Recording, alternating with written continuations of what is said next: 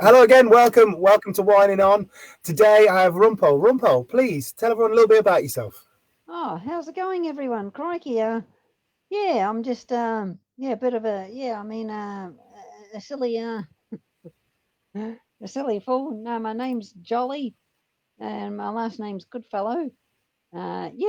Jolly, positive, Goodfellow, positive, positive equals positive. Yeah, and I'm just, Yeah, good. yeah, And how would you describe your work? So you say you're a fool, you're a clown. yeah, a fool, a clown, a jester. A bit of an all-round goose, a trickster. Yeah, all sorts, really. A Yeah. shape-shifting chameleon. No, I'm Is there just, anything you're particularly known for? uh, oh, yeah, all sorts, really. I am known for doing long shows.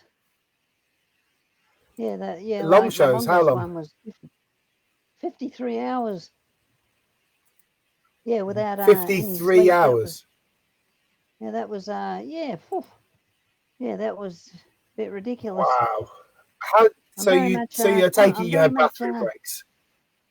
well, the 53-hour show, I think I went to the toilet after about 47 hours. I've forgotten what the time was, but it was quite funny, really, because I Wow. had a radio mic on and there was a portaloo not too far away, but I just kept the show going and recited some poetry whilst I had a dump.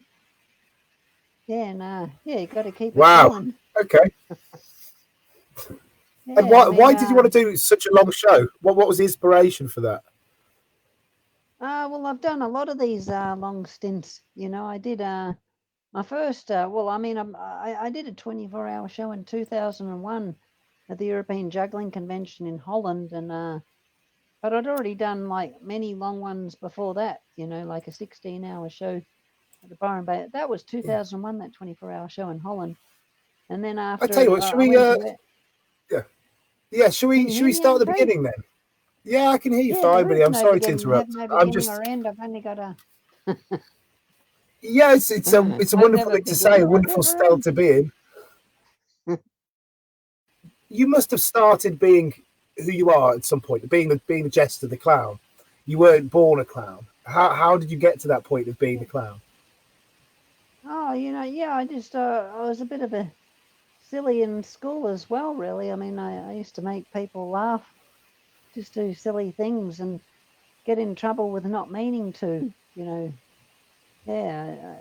just sort of happened naturally in a way. My dad had a very good sense of humour. He was kooky, offbeat, he was full into Yeah.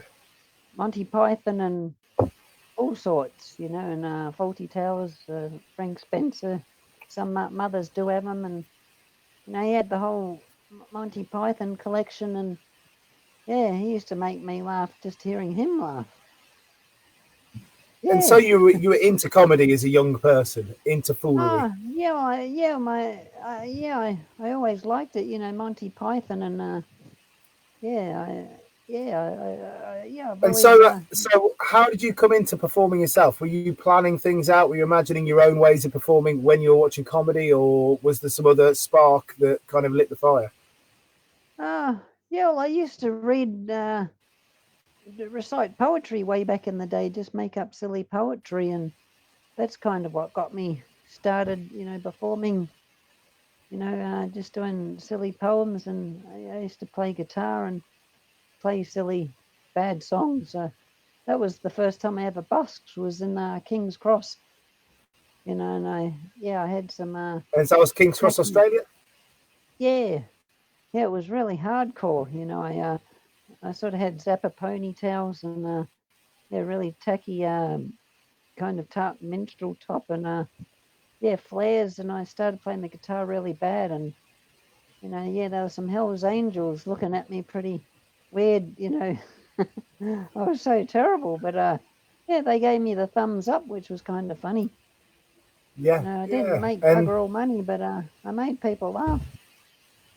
good. And so that was the beginning of that then. So how did you discover Oh that you yeah, wanted to and make then people laugh? it just all. I mean, yeah, I mean, I've done quite a few festivals over the years. I've been doing long shows. I mean, even the Byron Bay Music and Arts Festival in But 1996, I did a. but Rumpole, just for now, like just focusing on this bit, the section Oh where you've yeah, gone, sorry, yeah, you've done your. It's fine, mate. Don't worry. yeah. I mean, I'm the just trying to light delve a was. little bit. So you've What? done I've your got to guitar, duck down. you've played guitar on the street, and how? Say it again. Oh, did you tell me to? Am I too high? No. You're okay. You're fine. Oh No yeah. worries. You're fine. Um, Yeah, maybe I'm too it's high. weird because the Um, wall's purple, but I look, yeah, like a pale for ethereal. some reason. Ethereal, yeah. Um, so you're playing guitar. You're playing guitar on the street. Your Hell's Angels gave you a thumbs up. You've gone home. How does it move from there to becoming a clown, a jester, a performer in this way? I just, just been performing for a long time. Just all sorts of, places. Yeah. Did you do a clown show next, straight after the guitar, or was it a slow progression from one to the other? Oh, yeah. I mean, I've just been doing a bit of all sorts, really, just experimental performing arts stuff. And Yeah. was there other people on pitches? Did you queue up with other people? And was there a scene that you kind of plugged into? Yeah. I mean, yeah.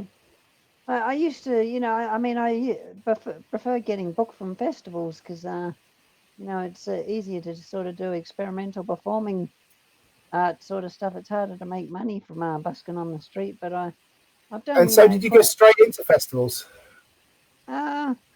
I guess I just did, yeah, but I mean, I can't, I'm trying to, yeah, it was like 1994 or something, or no, before that, no, yeah, it's, yeah, just all sorts of, wherever, festivals around the place. Yeah, yeah. And so you talked about this thing a minute ago, and you said that it's easier to do creative, kind of playful work in festivals than it is on the street. Did you have a moment where you realised this, where it was like, all right, the street isn't for me. I'm going to do this, you know? Oh, yeah, I mean, well, what I used to, I mean, do was always pretty, left field, off the wall, stream of consciousness sort of stuff. And, yeah, I never really had like like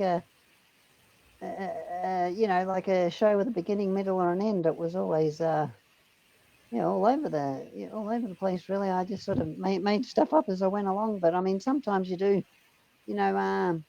things that you'll do, but it's never in the same order. Yeah. So how did you build the show then? I know that you've always been doing it and that you've been it for a long time, but how did you? Because you have a character when you work. It is a train crash kind of character. You play with what you're doing, and it is something of yourself. But that's something that's been honed and developed over time. Surely, how did that happen? Oh, yeah. Yeah. I mean, yeah. I just did. Just developed. I guess it was just. I don't know. I never really had it together. I mean, I don't know if I ever had a show inverted commas. It's always a work in progress. It's yeah. I mean, it's yeah. I'm amazed that I've performed all around the world and have done what I've done. Because yeah, it's pretty ridiculous. I mean, I've been to every country on the entire map of Europe. And I managed just to get by. It hasn't been an easy gig. So Yeah. you've been traveling from festival to festival. Yeah, well, I've done all sorts, really. I mean, yeah. The Glastonbury Festival in England, that was interesting. I mean, because the first time I came over to England, I got sent back to Australia because they saw my gesture outfit, my luggage, and I got sent back. And when I came back to Australia, I should have consulted the Aboriginal embassy and said, "Sorry, mother country won't let me back in. I've got nowhere else to go." And one day I'll just get ricocheted all Wow. around the world and live in airport lounges. No, but it was weird because I did actually make it to the Glastonbury Festival. you know, and yeah, I performed there, and it was weird, you know, because people understood, you know, the jester thing. They get it, you know. It was quite funny, you know. I mean, just, you know, dropping your balls and falling over, complete pandemonium. But there was a lot of people that were on my wavelength, you know. It just made sense, even though I thought I was terrible. But yeah, it was. They appreciate that. You know, that absurdity.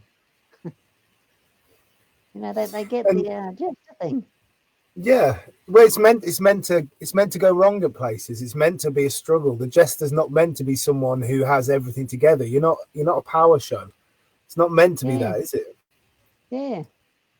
I mean, I've had my elements. You know, I mean, you know, things have gone. It's really great when people are with you, and whatever you do, it just falls into place, and it, you know, that's awesome. You know, I love that when, you know, people are with you, and you're in your element, and just Yeah. things just fall into place. You know, it's magic sometimes. You know, just it's always Well, when I watched it, something I really enjoyed about you was that you weren't trying to force the audience to like you or be into it or anything. You were just bumbling around doing your thing, and they come with you on the journey. They have to. You can't be waiting expectantly that something's going to, happen quickly. Things slowly move through. Things go wrong. Things change. Do you know what I mean? yeah, yeah, yeah. Sorry, I'm feeling a bit funny at the moment. I don't know what it is. Yeah, I hope I'm all right. I'm okay. I just feel like I'm, yeah, yeah, I mate. think the Sorry. virus might have got you. No, I haven't got the virus. I'm just sort of, I don't know. I'm feeling like it's been pretty cold in Melbourne. You know, Yeah, yeah, really, really cold lately. Last few days. it's been horrible Yeah, here. yeah, So really. yeah, Yeah, it it's really has been like raining for the 9 last week. degrees or something. Yeah, I hope I haven't got a cold or something, but I'm feeling a bit. Yeah, no, it's all Well, I right. I'm hope all you're right. all right. Yeah. Can I ask you about beginning doing festivals? Do you have a story of you beginning doing festivals, getting the idea, getting the thing out there, getting people to know what it is, getting people to book you, those kind of things, because it's a different world, the festival world, isn't it? Yeah, yeah. I just, yeah. I mean, I just started. I did the Tasmanian Circus Festival way back in the day, and yeah, I can't even remember what year now, but I mean, I did the Byron Bay Blues and Arts Festival you know, I did that a 16-hour show in 1996, and in '94, I think, yeah, I did an 11-hour show, and yeah, that was pretty much, yeah. I mean, I did some busking around the northeast coast, just at markets and things like that, and yeah, bumbled around, and probably, you know, the Byron Bay Music and Arts Festival in '94. I mean, that was when I started to really do festival work. Yeah, and just some other random ones. And then you moved over to Europe and started in the European festival circuit. Yeah. It was such a drag that when I went to England, you know, I got kicked out. That was oh, it was such a shame. You know, I mean, you know, you can't visit your friends and you know, around. You know, I mean, in the UK, Scotland as well, and Wales and Yeah, Northern Ireland. But yeah, I actually got kicked out again for the yeah, but same you seem thing. to you seem to be able to make Trying to it smuggle every year myself now. into the I jester, you know. I see your face a lot of the time in the worldwide in the UK festivals. Oh Bopping yeah, around but doing the I've jester come thing. back. But now I make sure that I get an official invitation. You Fair know, because enough. yeah, it's a real shame. It doesn't surprise me they got Brexit now. Yeah, I'll be honest. It's You know, I mean, like it's you know, the UK unfortunately is you know, yeah, it's one of the I mean, you know, the big wigs are the most hard nosed that run the show on the door. You know, I mean, they're you know, anyone that's non-EU performer, you know, get the butterflies to the max. well, not the EU even anymore now. Now it's just Yeah, I UK. know. Yeah, it's all I getting think. weird. I mean, I'll be honest. In terms of that, I think it's people grasping to try and have a sense of identity, and so they're putting walls up. They're putting the walls up to try and figure out who they are. Yeah, because it's a shame, all you want to do is help bring a smile to the world, and they they let cigarettes in, I think making a lot of people's cigarettes. smiles better. I agree. And I that, do like, agree. So they, is that why you do what you do? yeah, well, it's always good just to help, you know, bring a smile to the world. It's not an easy gig sometimes, but that's why a lot of us clowns and fools and do this. You know, it's a buzz too to make people laugh. If it becomes contagious, maybe the whole world would just have a chain reaction of laughter, and we'll imagine if we all died from multiple giggleisms. Do you believe that you have the propensity to? I mean, you could You die do from you think laughter. I mean, like sometimes when you you can? laugh Yeah. really hard, you can. Yeah, it's crazy when you're in fits of laughter. Yeah. And you feel like crikey. You're gonna. I'm sure there's been a lot of people that have died laughing. Because when you can't control your respiratory system, and you're completely gone Or for just it. a vein pops in the brain. Massive embolism. Yeah, geez. So, do you actually think you change the world? Do you think you, as an entertainer, do the show you do to the people you do? Do you think you have an effect to the world? Ah, yeah, I hope so. Or, yeah. Yeah, I'm not everyone's cup of tea, that's for sure. Yeah. I Usually, mean, I yeah, I think mean, people have to get sometimes I it. feel like a dying art hanging on to a mouldy fart. A bit old hat, past it, expired, out of date. You got to keep contemporary. But yeah, it's yeah. I mean, there's a lot of bad taste in the world as well. Unfortunately, I mean, just have a look at any thrift shop. Yes. Yeah. I've got a lot of time for bad taste. But I mean, Yeah. it is quite bizarre, really. I mean, just the etiquette of I wonder, like a tie. It's become the formal, dress code is. It's kind of like a noose around the neck. It's kind of Yes. weird Yeah. when you think about it that way. But it's yeah, I don't know. Human nature is extraordinary, really. I mean, Well, maybe normality it's can be something of overrated servitude. as well. Normality can be overrated, very, very much so. And what is normality in the end? You can be looking through one window at somebody and think they're crazy, and they can be looking through the window at the other side, looking at you and thinking you're crazy. Yeah, oh, we're It's. all crazy in one way or another, and we're all fools in one way or another. I agree. I do agree. So you moved to America after doing the clown Yeah, circuit to those yeah. I things, mean, I'm in yeah, Australia now. yeah. Yeah, yeah. I mean, I was But the why did you go over to America? yeah, I was the original fool in the Beatles Love Show in Vegas for 2 years. It was kind of odd because Wow. yeah, I mean, I went to an audition in Melbourne.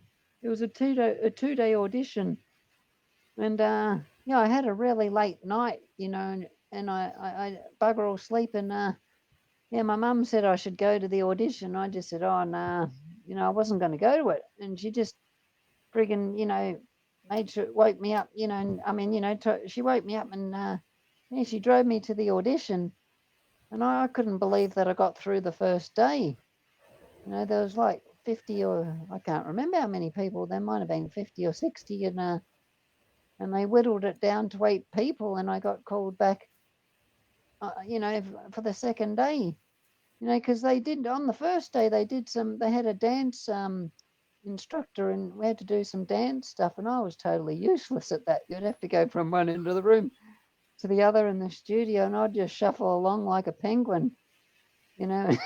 But maybe that's part of the thing. They're looking for the fool. So the fact that you're crap at it, as Yeah. long as you're crap at it with a style which makes sense. Yeah, well, it was kind of weird because it was April Fool's Day that I actually passed the audition, you know. Yeah, and I was going to a circus school later on because it was 2 years, until I finally got the role. But I was going to a circus school in Melbourne called the NICA, National Institute of Circus Arts, and I can't even believe that I passed the audition to get in with them as well, because it's not easy, you know. I was living in And Brisbane at the were you time. studying there, or were you using it I as a was there for training 6 space, or? months.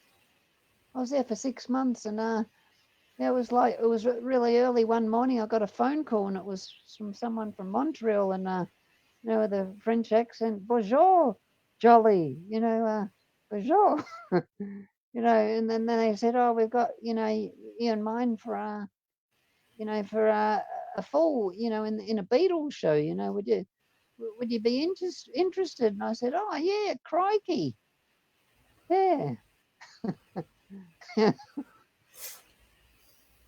And so what happened from there then? Yeah, well, yeah, well, yeah, I ended up leaving the circus school, you know, after 6 months. Then they flew me over to Montreal, and I went there for a 1 week workshop, you know, and yeah, you know, a whole week, and you know, you just had to do various exercises and whatever, and you know, and then after a week, you know, they flew me back to Australia. I think, yeah, that's right. The first time when I flew over, I was there for a few days prior, and I went to New York, and I went to I went to Central Park, and I was just walking around. I thought, wow, this is pretty trippy. I just arrived at Strawberry Fields. There was a sign, Strawberry Fields, you know, and then I saw the Imagine mosaic, and I just saw that out of the blue, not even thinking about it. I thought it was kind of, you know, yeah, it was trippy, you know, because, you know, I'd come over to see this, you know, for the role of the fool on in the Beatles show, you know, and that was kind of weird. And that was before, you know, and I arrived to, you know, and then I went to Montreal, but yeah, yeah, crikey. I remember I left my ATM card in the friggin', in the teller machine yeah, and I didn't have any money. That was a drag because I accidentally left my card in the teller machine. I think that was the Well, that second doesn't time I sound went to great. Montreal. I'm getting mixed up. No, that was the first time. I went there So two what times. was it? Yeah. They flew me over again after, you know, they said we'd like you back for the another 1 week you know, workshop thing for the show, you know, and then they flew me back 2 weeks later. And then about a week and a half or 2 weeks after that, yeah, that's when they said we'd like you to be in the Beatles show, you know. Yeah. And so how was it from there on? Oh, you know, yeah, I mean, it was quite a, you know, yeah, I'm trying to remember. I mean, there must have been 5 months rehearsal. Did you do a lot of training? Huh? 5 months rehearsal. Yeah, something like that. Yeah, it went for quite a while. And You what was know, it like like training there? well, Was it more like than half of it military? was in Montreal, and then it went, yeah, yeah, hang on. Oh, yeah, it must have been 5.5 months or something. And then moved to Vegas and did the second half of the rehearsals. So You when know, you were training with them, when you were rehearsing, what were they like with you? Was it quite military? Were they on top of you, or was it quite a conciliatory, friendly environment? Or oh, you know, yeah, I mean, you know, it's not like you can do your own number. You know, you imagine initially that, you know, it will just, you know, come together kind of, you know, you think that you can just sort of, it's not like you can do your own sideshow in you know, you know, it's, yeah, I mean, it's kind of weird how it develops over time, you know. It's a shame you can't just create your own number, you know, yeah, and well, you do. then It's you can in a be different more way. wacky, you know, and more Monty Python-esque. And did you find it frustrating that you couldn't be creative when you were training for the project? That you had to keep doing the same thing to a you know a tight degree.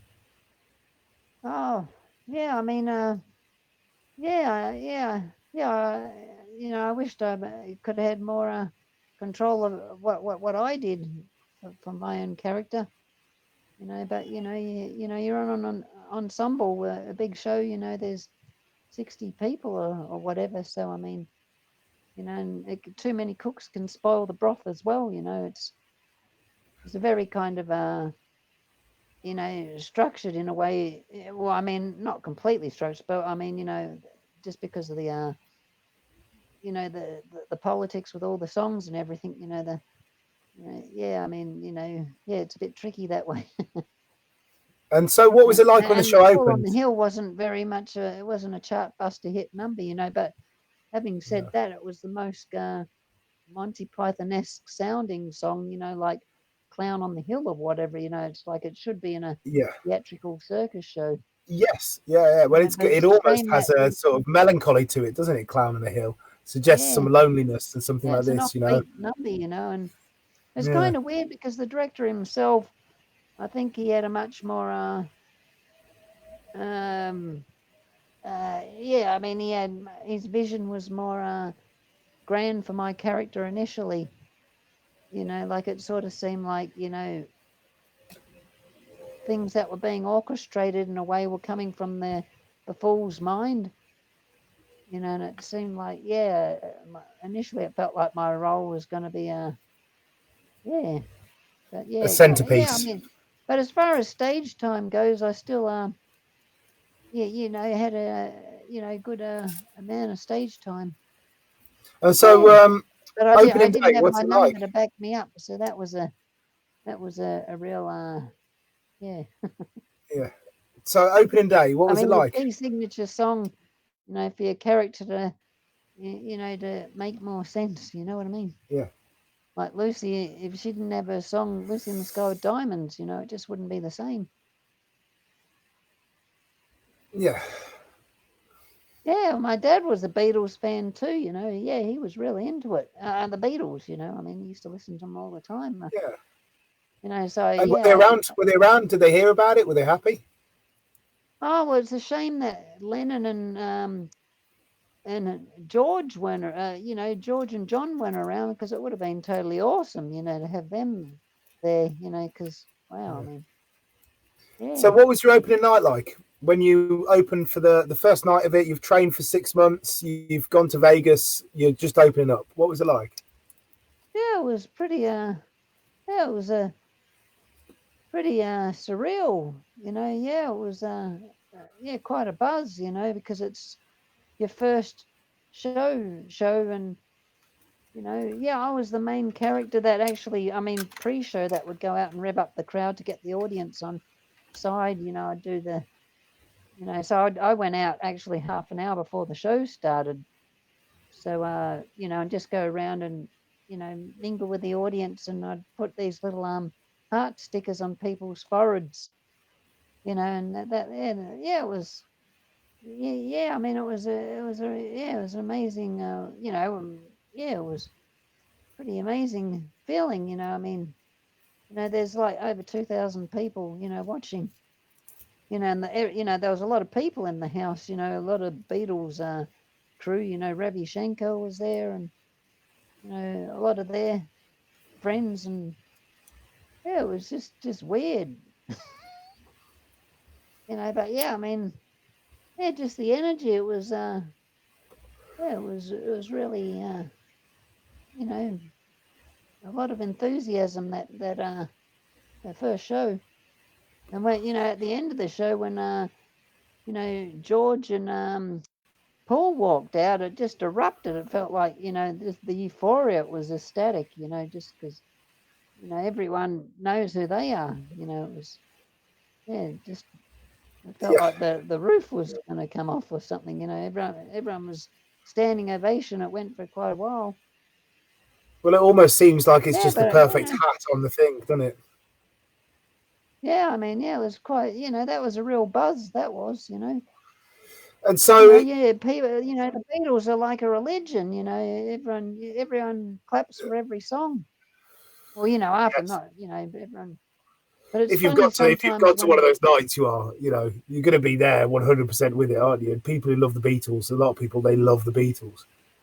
Yeah, that's what made it easy too. When I'd go out there do the pre-show, people were just revved up to see, see the show because they love the Beatles. And And so, how was the run? What happened during the run? Did you finish it? Did you leave early?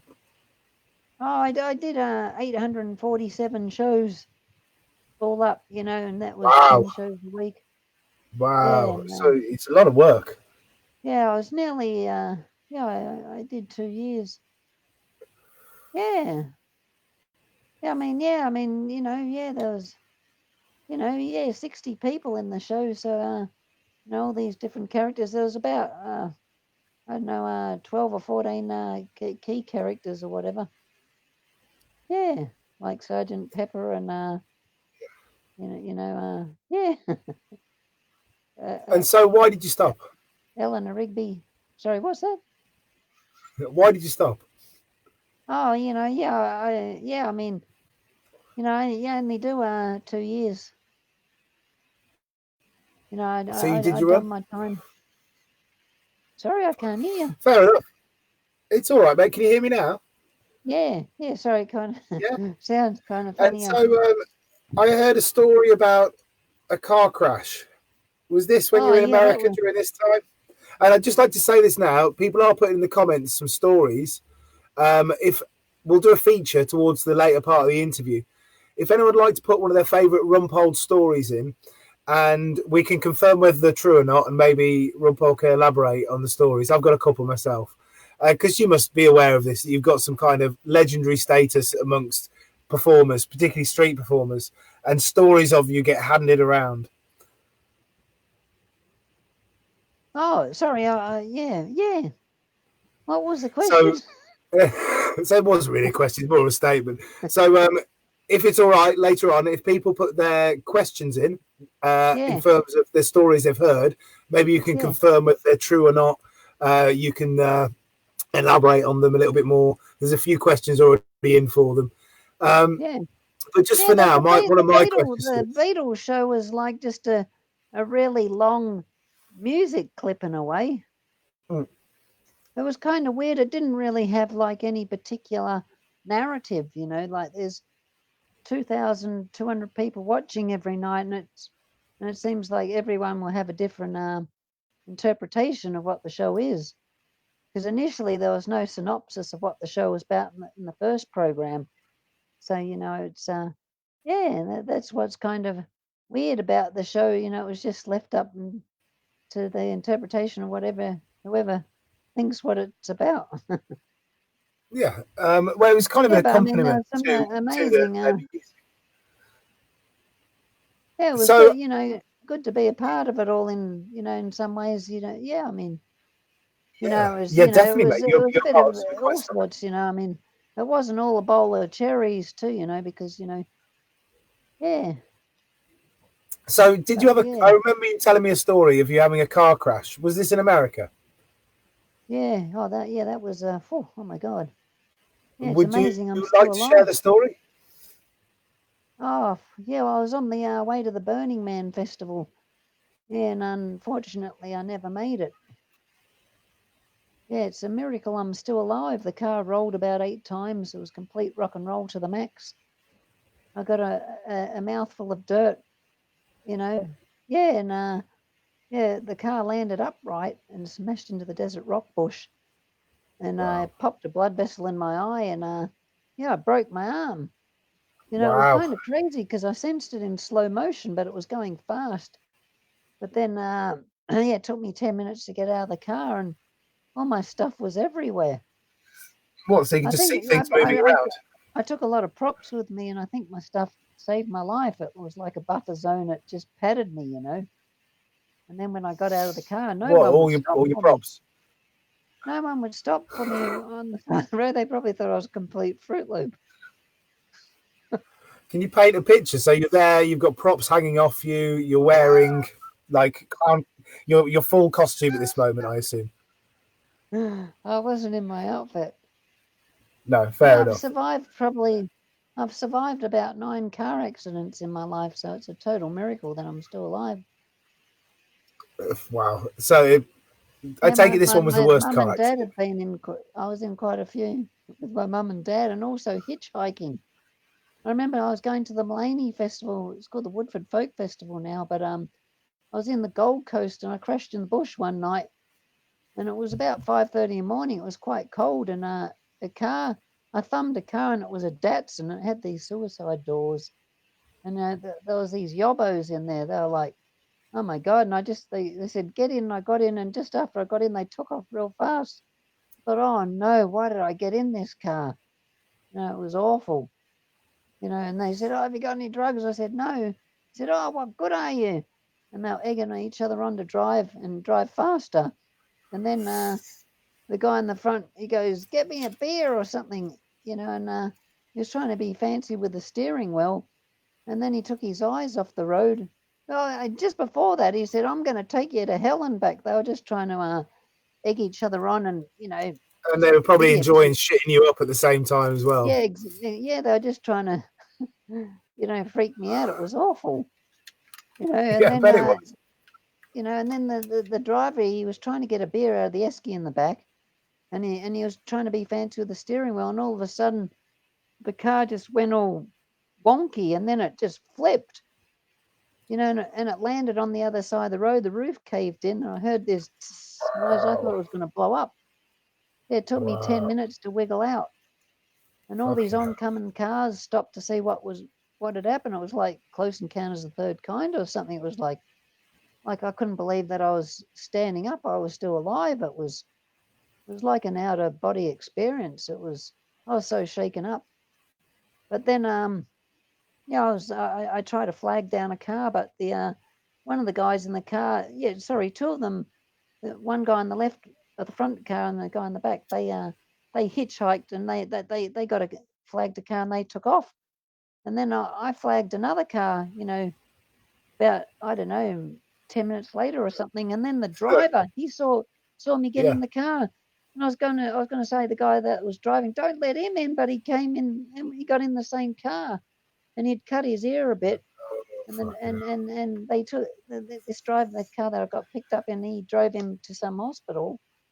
And then when I got to the Brisbane railway station, this was like quite a while afterwards, I felt a tap on my back, and I turned around, and there was two guys that were in the car, not the driver, but the guy on the left and the guy in the back, and they go, "What do you reckon, eh? Better than a roller coaster ride any day, eh?" Oh, it was Bits of crazy. adventure, eh? Yeah, it sounds Yeah. it. Am I right in thinking that you were part of a police chase in America? Oh, I wasn't. Oh, no, that was something else. Yeah, I mean, well, I guess I don't know if you'd call that a police chase, but yeah, I was on the strip in Las Vegas. I bought this silly old gold car. It was like a pimp wagon, like a fuckmobile. It's like style and lemon. It looked great, but it wasn't. It broke down all the time. But not when I first bought it. It lasted a little while, but it had play in the steering wheel. It was scary driving that out for the first time, because I learned how to drive in Vegas. I remember when I was just after I'd learned how to drive, trying to drive that gold car, a boat, and trying to merge into the traffic. It just seemed so ridiculous. I thought, how am I going to drive this? But one night I went to a party on the strip, Las Vegas Boulevard, and it was a 4,000th O party from Cirque du Soleil. It must have been 2:30 in the morning, and I was driving along my gold pimp wagon, and I stopped at the lights when they turned red, but when they turned green, the police car from behind popped his cherry at me, and I thought he was going woo woo, and I thought, what have I done wrong, So I just kept driving. I thought maybe it's for someone else, and then he was tagging along, getting, forceful, and I couldn't pull over because I was too nervous. I thought I could have an accident, because I'd only just got my license.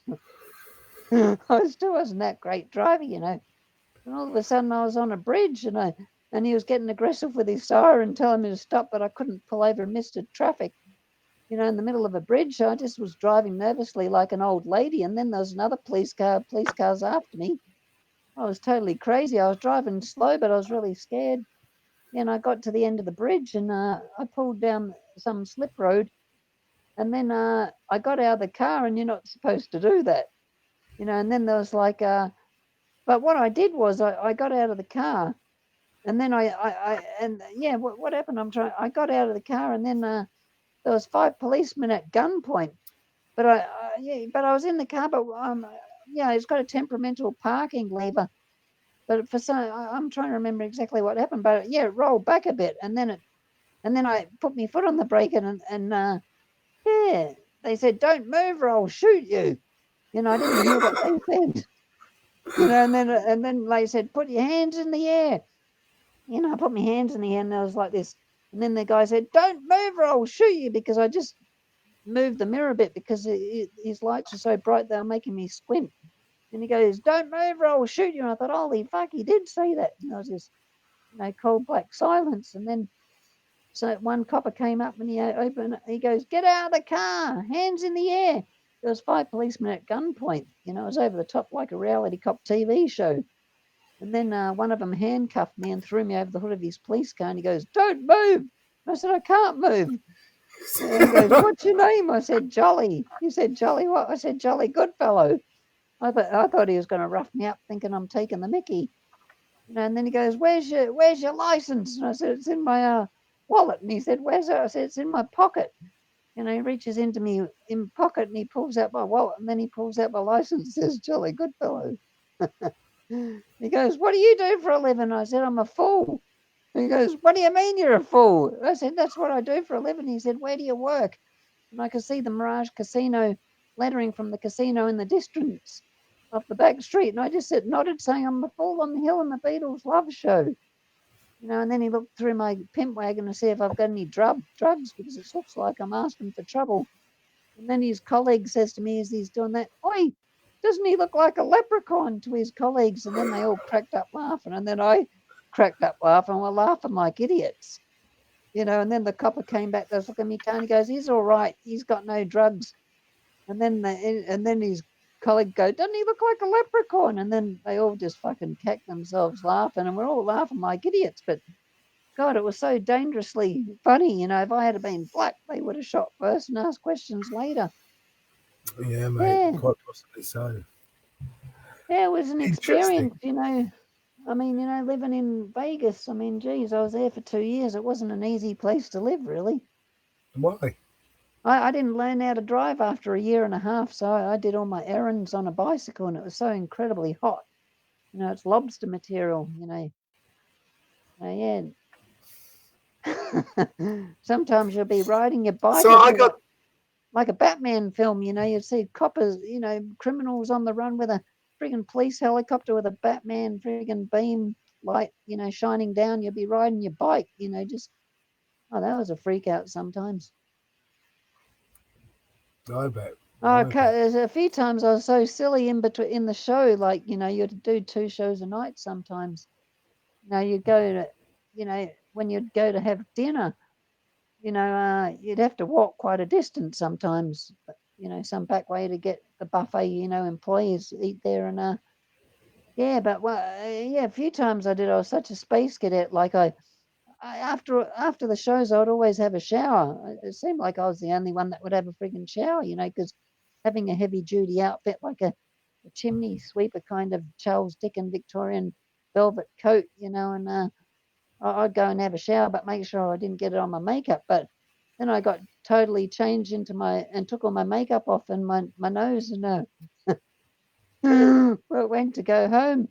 And then, some of the cast would say, "Jolly, what are you doing? We've got another show." I thought, oh my God, I'm an idiot. So I'd have to put on my makeup on. Totally zoned out. Forgot that I had another show. I did that quite a few times. Well, it's good you had a supportive cast around, It'd take 45 minutes to put your makeup on sometimes, and then I'd starve. It's exhausting when you don't eat in between shows, using all that energy, and then doing another one. Oh my God, and not being able to eat. Oh, that sucked. And then I'd have to go out and do. Sorry.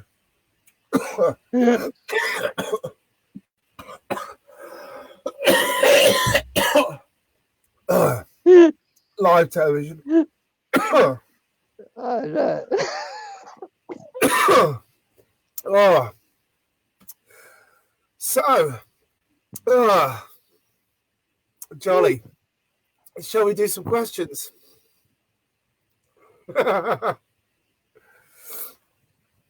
Oh, are you back? Oh, sorry. Oh no. Yeah. So, some weird questions. Oh, geez. No, there were some good times, but yeah. Can I get story confirmation off you? I got a story request. I should have said that Beatles thing better. As far as I don't know. What? Yeah, so someone in the comments, they're asking about a story. So it's Oh, Dynamite. Dynamite is asking, can Rump tell the story of how he found a blinded, one-eyed hammerhead shark in his nappy for David Hasselhoff?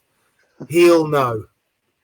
God, you I wouldn't don't know. believe it. So You wouldn't believe it. I think I actually saw David Hasselhoff on a 10-speed racer when I was riding into work one day because he was working at the at that Eiffel Tower cafe. What was it called again? God, I'm a space kidder. I know the name and now I've zoned out. The Paris what was it called? But he was doing a show there. The producers. I actually won a free ticket and I took my mum to see it, and that she was only in Vegas for like 1 week. She came and saw my show there. Yeah, sometimes I feel like a hammerhead shark with tunnel vision. Yeah, that so is Dynamite, there a that's his story? guru is David Hasselhoff. It's his hero, did you say? Yeah, Dynamite thinks he's a total spunk.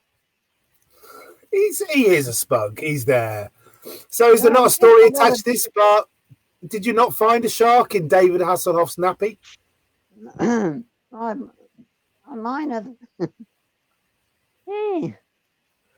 I heard a Yeah, story many, many moons ago about you with Captain Keno and Pepe in a van, travelling up yeah, the M5. And apparently you got out in a field and stood next to a scarecrow and told everyone they should just keep going and that you were fine. really? Yeah.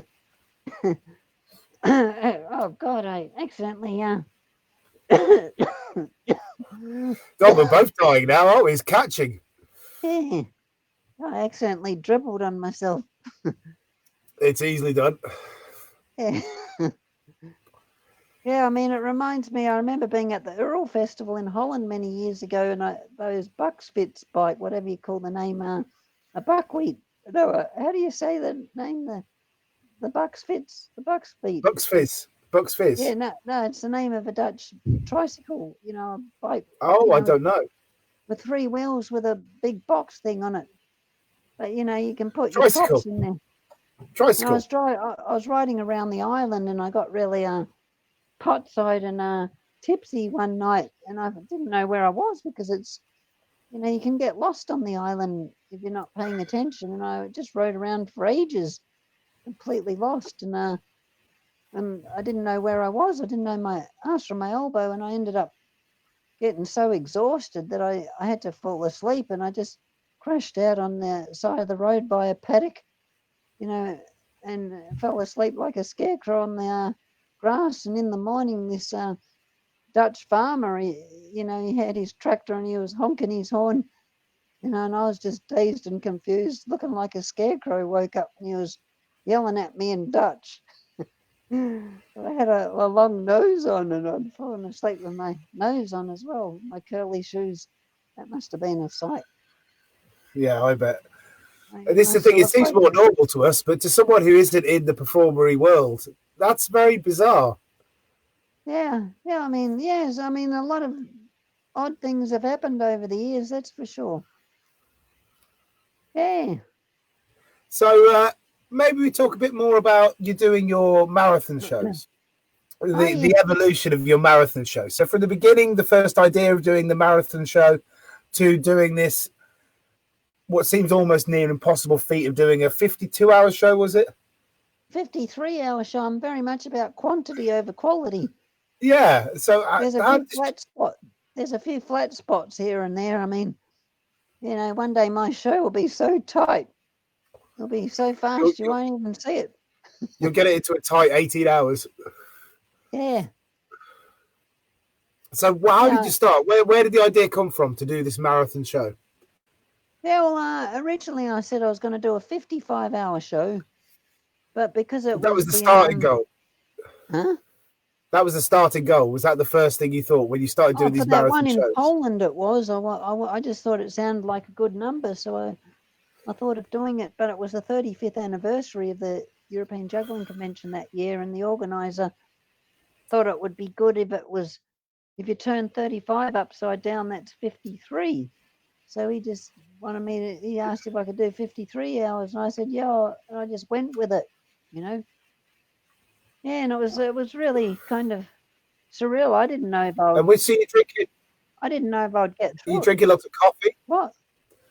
Were you drinking lots of coffee during it? Was Oh there yeah, some I forms drank. of Yeah, a bit. Yeah. stimulation you were using to keep yourself going? Oh yeah, I did drink quite a bit, but it makes you really dehydrated too. So it makes you feel pretty weird sometimes, especially when you've been awake that long. Yeah, well, Yeah. being awake that long is weird anyway. Were you hallucinating by the third day? You know, because 53 hours is what? 2 days is 48 hours. So you're on 2.5 days. So 2.5 days, are you hallucinating at this point? Are you starting to lose Yeah, I your did grip? feel like that. I mean, yeah, I did feel like I was pretty out there. You know, it I mean, you're does. pretty out there anyway, but it's like, were you having? Did you think it helped the show? Yeah, in some ways it did. Yeah, I mean, yeah. So I didn't really drink too much beer. I guess I drank a bit here and there, but yeah, I remember at one stage during the show I had this Polish beer has honey in it. It was quite nice, and it tasted really nice. Like when you're really, really thirsty, beer tastes even better. But this honey beer was quite nice, and I ridiculously had two in a row, and then I started to feel a bit dizzy, and I had these silver kind of Funkenstein boots on, galactic boots, and people were throwing grapes around, and I spun around and I slipped on a grape, and I head butted the stage. I had this long nose on, and uh, yeah, no, sorry, no, that was the clown nose that time. Sorry, and when my head butted the stage, my nose squeaked. It's lucky that I didn't break my nose, but stars were spinning around my head, and I felt pretty whacked out, and I didn't think I could do the rest of the show, and that was after about 27 hours or something. But I went for another 26 hours after that. So was it like a party atmosphere? Was it? I You're nearly not floored presenting. myself. What? So is it like a party? It sounded like when you described it, it's like a party atmosphere. People are throwing food around. You're drinking beer. Is it Oh like you're yeah, hanging out with it's people fun. Yeah, the and you're Europeans guiding? happen to me. Yeah, it's Yeah, always fun. Yeah, yeah. I'm just yeah, trying to get the dynamic. I'm trying to get my head around the dynamic of it. yeah. I mean, people come and go. I mean, sometimes it's to con to keep going like for a continuous 53 hours is full. There's sometimes where like I can't even remember what hour. It must have been about 36 hours or something, and it was getting a bit hard. Because there were people, in the daytime with shorts and t-shirt, and I've got this heavy duty jester outfit on. Felt like I could almost have live on a diet of red and green velvet. A breatharian. No, but it gets hot, and people wearing shorts and a t-shirt, and it's getting pretty pasty. Like I was wishing there was better ventilation. I mean, air conditioner. But my friend Rhinus, finally brought a big fan on stage, and oh, that was bliss. So did you get And that people was dropping after in and about out? 30 something hours. Phew. Did you get people coming in and out? So you get people who come and watch for Oh three or yeah, 4 hours. people They come and go. They go. come Yeah. back. Oh, sometimes, like, into that 36th hour, there must have been about 4 or 5 people, and I managed to hold them hostage for like an hour. And I thought this Till was going to somebody be the else end. came. Yeah, and then other people came, and then it picked up and got better. But that was a really hard hour, that hour, and the 36 hours. And I thought the show, I can't get on, I'll keep going. But it picked up, and by the end of it, the last few hours, the tent was full. Wow. And I suppose everyone's come to see you off. They've come to see the Yeah, I end of the mean, show. yeah, the end's always the most fun, because you get your second, third, fourth wind, and you get, it pumps you up. You get the energy from nowhere sometimes. Like I think someone gave me a Red Bull after about into the 52nd hour. That kind of picked me up. And so, what did you Should finish probably had with? one of them, How like was? How did you develop to the end? Was I should it get was it like a sponsored by marathon? a Red Bull. You should do. That's a Red Bull event. They'd probably be worried about you dying from staying awake too long. The original Red Bull in Thailand is much more strong. Oh, it contains Too much dexedrine. sugar, though. Contains an amphetamine. It contains an actual amphetamine. That's why you don't see it anywhere else. It's got dexedrine in it. Oh, yeah, I've seen just the Red Bull in Thailand. I was just there not long ago. I mean, last year. Mm. I did a 24-hour show in England. My first one in August, early August last year. Okay. But after I'd done my first 24-hour show in Holland, I went to the Edinburgh Fringe Festival after that, and I was saying to folks that I'll do a 24-hour show. I met Eddie Izzard there vaguely, but I remember he was not Hunter Square, that little where the performers used to have that drawer, you know, that little square. West Parliament. Huh? West Parliament.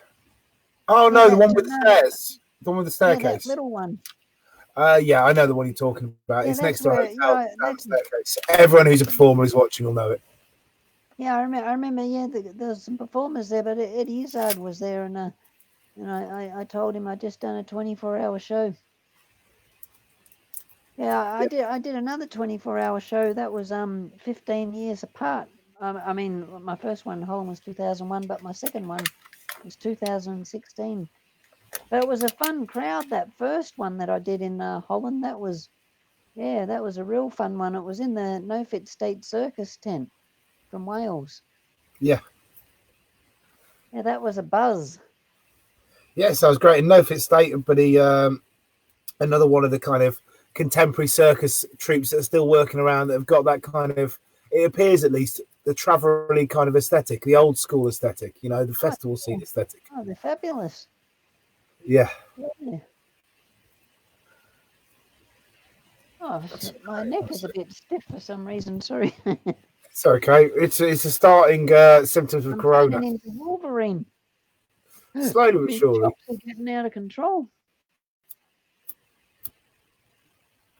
Yeah, but when I was living in LA, you know, I didn't have my side. Well, I did for quite a while. It was that I got more 70s parts, and I was in Westworld probably 14 times or something. You know, just doing extra work. You know. Yeah. And how was that? How was it trying? So when you went to America, did you have this idea that maybe I'll try and go into the film industry? I'll try and be an actor, be a face, you know? Yeah, well, it was kind of weird because in Australia, the first thing that I ever did, you know, for a TV show, I just it was easy peasy for this show called Fat Pizza, and they gave me words, you know, and people loved it. That was great, you know, because, you know, yeah, sometimes I'd just go out when I'd busk, and people go, "Oh my God, you're that friggin' geezer on Fat Pizza. That was friggin' awesome." It was kind of funny, you know. I thought it was just so easy, you know, and it's a shame that in America I never got any of that at all. You know, it's kind of weird because you think that will happen quite easily over there, but it's super regimented, you know. Like countless and maybe it's people. because it's a changing world as well, you know, in terms of faces that are recognized. You see faces that are recognized on YouTube by small groups of people that nobody else knows, and so it's become more spread out, you know.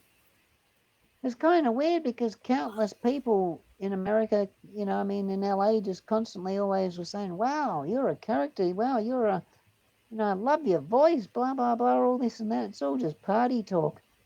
You know, they don't sling you a gig at all. Metaphorically, you'd have to hand your business card to God. You know, you still won't get a gig. You're praying, yeah. I mean, I don't know. It's kind of weird. But it was funny. I went to a Robert Crumb lecture at UCLA, and I got there late. You know, I didn't pay for a ticket, but they just let me in for free. And then afterwards, you know, I was just standing around in the foyer, and then I saw this guy, and I thought, "Crikey!" I just said, "Are you Matt Groening?" You know, he's the creator of The Simpsons, and the first thing he said to me, he said, "I like your voice." And then you know, we're just chatting a bit, and then afterwards I thought, God, I'm an idiot. I probably should have asked for his card. Yes, yeah, you should have. I remember after the Beatles show one night, you know, I was speaking to sometimes, you know, people come backstage like Steve Tyler from Aerosmith, and I was just talking to him. He goes, Rumple, yeah, I just gave him one of me books for fun, like little yeah, and he goes, Rumple, where'd you get that voice? Yeah, that was funny. He ended up being a friggin' judge for American Idol. And so, what were these books? You said you gave him a book. Oh, just for fun. I just, me fool's gold book. And so, can you explain for people who don't know what it is? Oh, it's just a book full of illustrations and stuff, and yeah, sometimes I just gave a couple here or there, whatever, and yeah, just a book of illustrations that I've done. And so, you just hand them out to people, a little thing, just a little piece of thoughts you had, or Yeah, just a bit of fun. Yeah. yeah. Yeah, it was weird because I remember one night they announced on the speaker that Eric Idle was coming backstage, and a lot of people had no idea who he was. And I thought, oh my God, how can you not know who Eric Idle is? And yeah, it was cool to meet him. I had a good little chat with him, and I said, oh crikey, yeah, I was just talking about, I love Monty Python and yeah, and I said, crikey, you stayed a night at my friend's house in Australia, a guy called Martin Sharp, and he goes, he's an artist that did he did the art covers, sorry, the album covers for Cream, Disraeli Gears, and Wheels of Fire.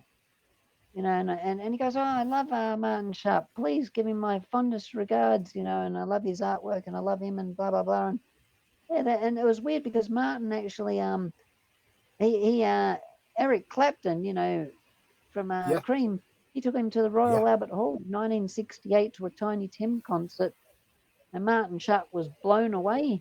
And after that, Martin became his number one champion. He's a good mate of Tiny Tim, and he made a documentary on him called Street of Dreams. And it was funny how I met Martin because I was doing a 16-hour show at Byron Bay Music and Arts Festival. And I just jokingly said, oh, crikey, it'd be funny to meet Tiny Tim in the show. And some lady in the audience said, oh, I know someone that knows him. Would you like to meet him? I said, oh, yeah, that would be funny. And she introduced me to Martin Sharp, and he was impressed that I had 5 Tiny Tim records because they're rarer than hen's teeth. And it was weird. I ended up just living at his place for quite a while, several months. And one day I was in the living room and Tiny Tim rang up, Tiptoe Through the Tulips. No, I don't know. Oh, God, he was hilarious. He's a bit of a one-hit wonder, but, that song, Tiptoe Through the Tulips, propelled him into stardom. But the ironic thing about Tiny Tim is a lot of people think he's just a one-hit wonder, but he had an incredible repertoire of songs that he would sing. But it was funny because he's got a really high falsetto voice, and he sings like Tiptoe Through the Tulips, almost like he's yodeling or something. And he's quite out there. He's a real character and eccentric, and one of the funniest, if not the funniest voice in pop music history, probably. And he rang up Martin one day. I was in the living room, and Martin said, oh, crikey, Tiny, I've got this jester staying with me at the moment. He keeps saying crikey all the time. And yeah, he's a good fellow, jolly good fellow. Said you should hook up someday and do a double act. Now, it was sad that Tiny Tim died a few months later. He was at a women's function in 1996 and he had a heart attack singing Tiptoe Through the Tulips.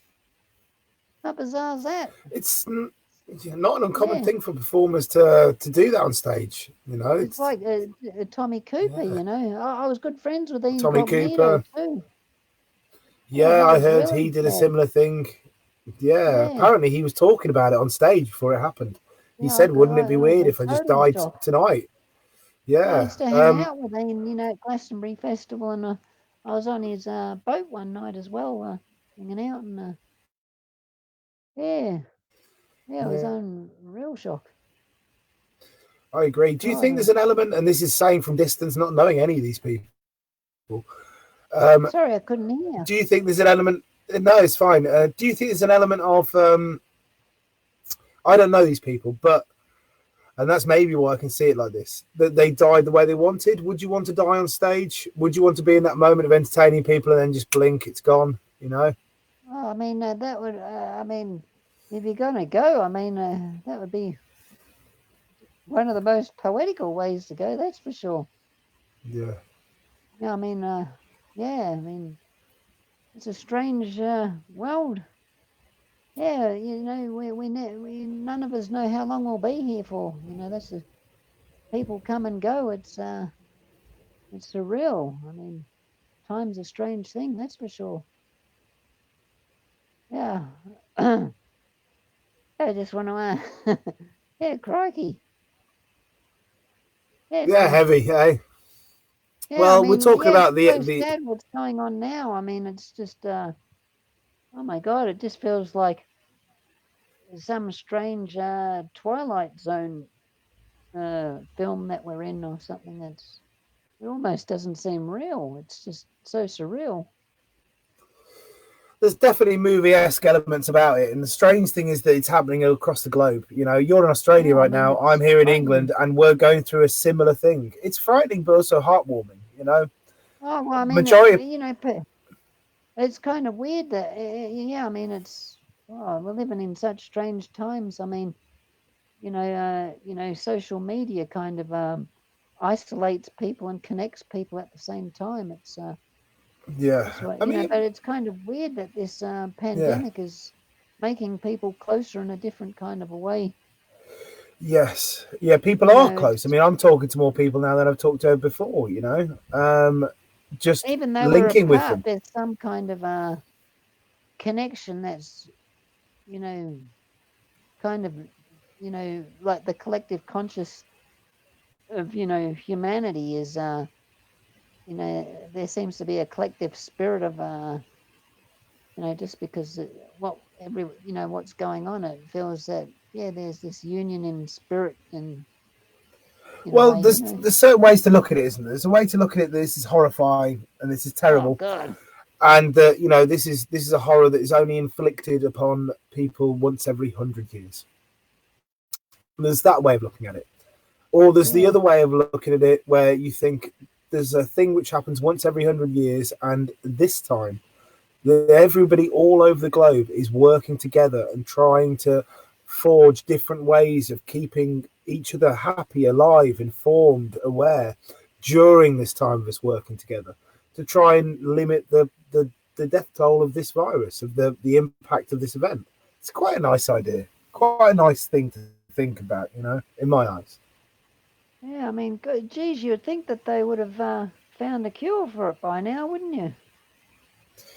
Well, there isn't a cure. That's the problem. You can't stop it. You just have to limit it, mitigate it. Vaccines will be the way to go, I imagine. Gee, the animals around the world are most likely wondering what the It's fuck happy has days. happened. I mean, it must be, they're, you're getting wild boars just walking into main streets in towns. All these animals are coming out of the bush, and It reminds me you of know, Chernobyl. You know the thing with and Chernobyl that jellyfish are swimming in, in Venice canals, and that you can see them swimming. I mean, you yeah, can dolphins. things are getting a lot clearer. I mean, rivers Yeah, I and mean, this is the thing. You know about Chernobyl. You know that when Chernobyl happened, the meltdown, the disaster, no one could go there. So it's become a oh yeah, hotspot for wildlife. It's become like a nature reserve. Because yeah. I even mean, though the radiation's bad, it's not as bad as us being there. yeah. It's humans are the how many species are there on the planet? There's millions, and we're just one. It's just unbelievable how much control one species has over the rest. I mean, animals could live without humans. Be strange to see what it, you know, going a voyage of yeah. I mean, seeing what it's like, without humans in the world. I mean, Well, better for most of the animals at this moment. We can say that for certain. yeah. I mean, yeah. Well, mankind is not really so kind, unfortunately. Yeah, I mean, we Oh well, I beauty mean, for it. yeah, I mean, it's just sad, I mean, yeah, we can be pretty ruthless towards animals, that's for sure. Yeah, yeah, definitely. So, just to pull it back onto performery topics, because we're getting a bit bummed out, and I feel it too. Yeah. Oh, sorry. Yeah. It's okay. I've guided it as much as you have. If you're going to talk to people who are beginning and starting, what would you say to people in terms of creativity, finding a voice, being a product, whether you care about that or not, is part of the answer. What do you think about that for people who are beginning? Oh, just go out there and experiment. Have fun. Try to have fun. Yeah, just yeah, try to connect people through your performance. Have a laugh. Yeah, just yeah, yeah, but just. Oh God, I'd be terrible at trying to give a workshop on how to perform. Yeah, but Oh part of how God, to perform can be understanding other people's minds, and that's part of so chatting. You know, part of people yeah, learning to perform is understanding other performers, and so that's why I think it's good that we chat and people know more, know about the way you think about stuff a bit more. but maybe I could do a funny TED talk, and um, you know, do, you know, in a way, like that, what not to do, the most impracticable performer possible. I We've mean, my, got my tours have been just totally ridiculous. I mean, I'd probably it'd be funny just to do a TED talk and just on how not to perform. I'm not and that. by not I'm not a performing good. how you I'm should not a perform, good example. but you're Yeah, definitely failure. yeah. Well, you're not a good example for someone who wants to be a power show. If you want to be a show where everyone cheers for you non-stop and you make loads and loads of money, you're probably not gonna you're not going to base your character upon someone like yourself. Is that fair to say? Yeah, yeah. It's kind of weird. I sometimes I wonder if I make sense. Sometimes I don't make sense, and other times I feel quite with it. But not But is really that that with it. I mean, but is that part of the character? Is that do you feel like to be the fool, you have to be the fool to some extent? oh yeah. I don't know. I'm just doing whatever. Sometimes I don't. I mean, I don't even think about it that much. I'm just doing whatever. I mean, if I go out and perform, it's weird. I don't really. I just perform. I don't. When I do these long shows, I'm not thinking of what I'm doing. I'm just doing it. You'll be so you believe you're just being true to the character that is you. You don't see the character as a separate thing to yourself. Oh,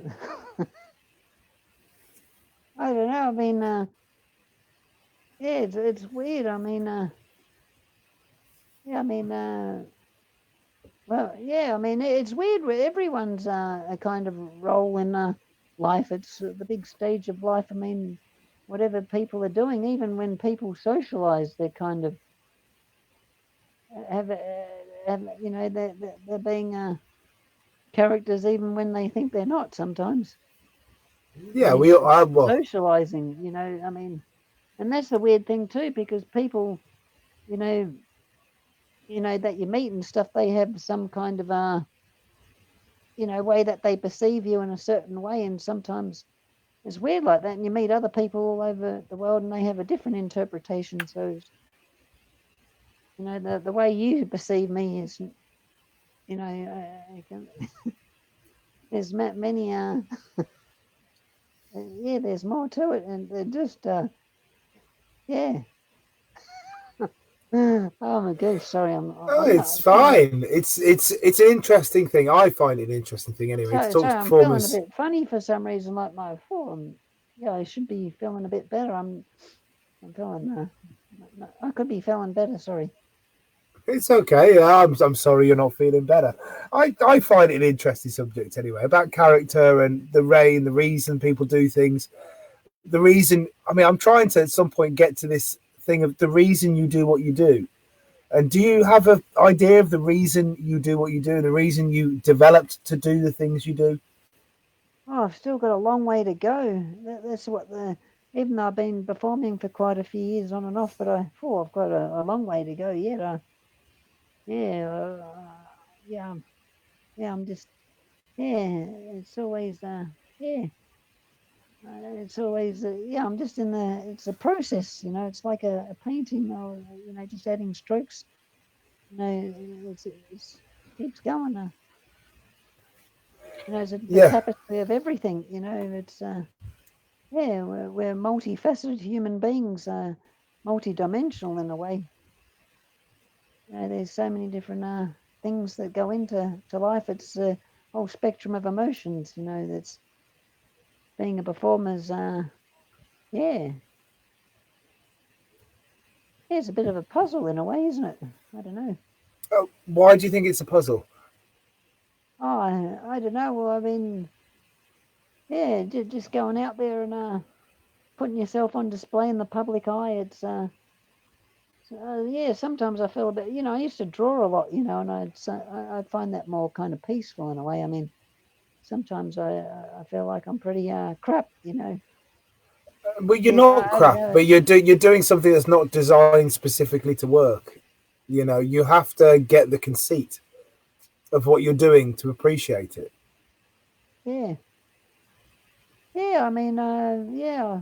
I still feel like I've got a long way to go. It's weird. Sometimes I always feel like a beginner. I never feel fully professional. Like yeah. But isn't that a I don't know. beautiful I way to don't. feel? Because When you're I'm constantly testing and playing. I'll probably have to go further than infinity plus one day to be a professional. Yeah, but if you're a professional, there's a lot of weight there, no? If you're a professional, you have to go there. You have to do okay. You have to make the thing happen the way it's supposed to happen Yeah, because you're a I'm a professional. bit of a hot potato to book. Yeah, because sometimes I don't even know what I'm going to do, and having to sell that's gives you the butterflies. But that's a certain form of performance that we need, I think. Yeah, that's why performing arts festivals I like that. Where you can just sort of you're going to get paid, and you can just sort of and people you can just sort of go with the flow, and it's yeah, I used to have a lot more of those moments. I'd have more courage to get out there and perform, but I'm really losing my edge these days, But there were times that you'd go And out and people were with you, and it was really fun, and why do you When feel you you're really, losing your edge then? I don't know, times are changing as well in a way. I don't know. It's yeah, I used to enjoy just sort of taking it easy, and people sit around and have a cup of tea and tell stories or whatever. But yeah, things are getting much more clockwork now. You got to be yeah, yeah, So is it that are you saying in some way the industry's become more industrialized? It's become more professional as opposed to lots of creatives coming together to play. It's become more of there's a product to be sold. yeah. I mean, it does feel like that. Things are getting much more packaged and glossy, and I mean, you imagine how the fringe used to be. More so, it was just yeah. I mean, yeah, it's kind of weird that way. It's kind of getting less spontaneous in one way, but more in a different way. It's And strange how do you time. mean that? What do you mean by it's getting less spontaneous in one way and more in a different way? Oh, I mean, it's just for people that are starting, it can be a bit more tough because you've got to, like if you want to get in a venue or something that they're not going to take you on sometimes if you haven't got something. If you're just starting out, it could be a bit tough. I mean, like some venues, at fringe festivals, it's getting more, yeah, yeah, more mainstream.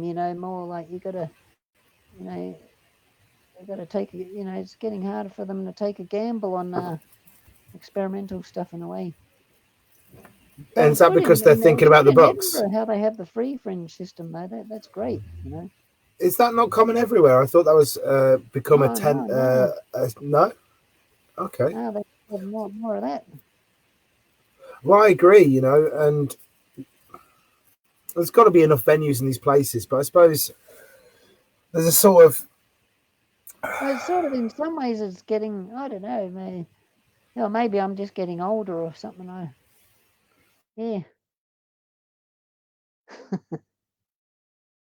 don't think it's just you. The You, stories are all the same, and the problem is that all the stories about back then were from people back then, and that is one of the problems. Is that if everyone collectively is looking at it as a wistful great age compared to the age we're in now, then the story could be the same. But everybody's saying back then it was easier back then, 80s, 90s, even before the later 2000s.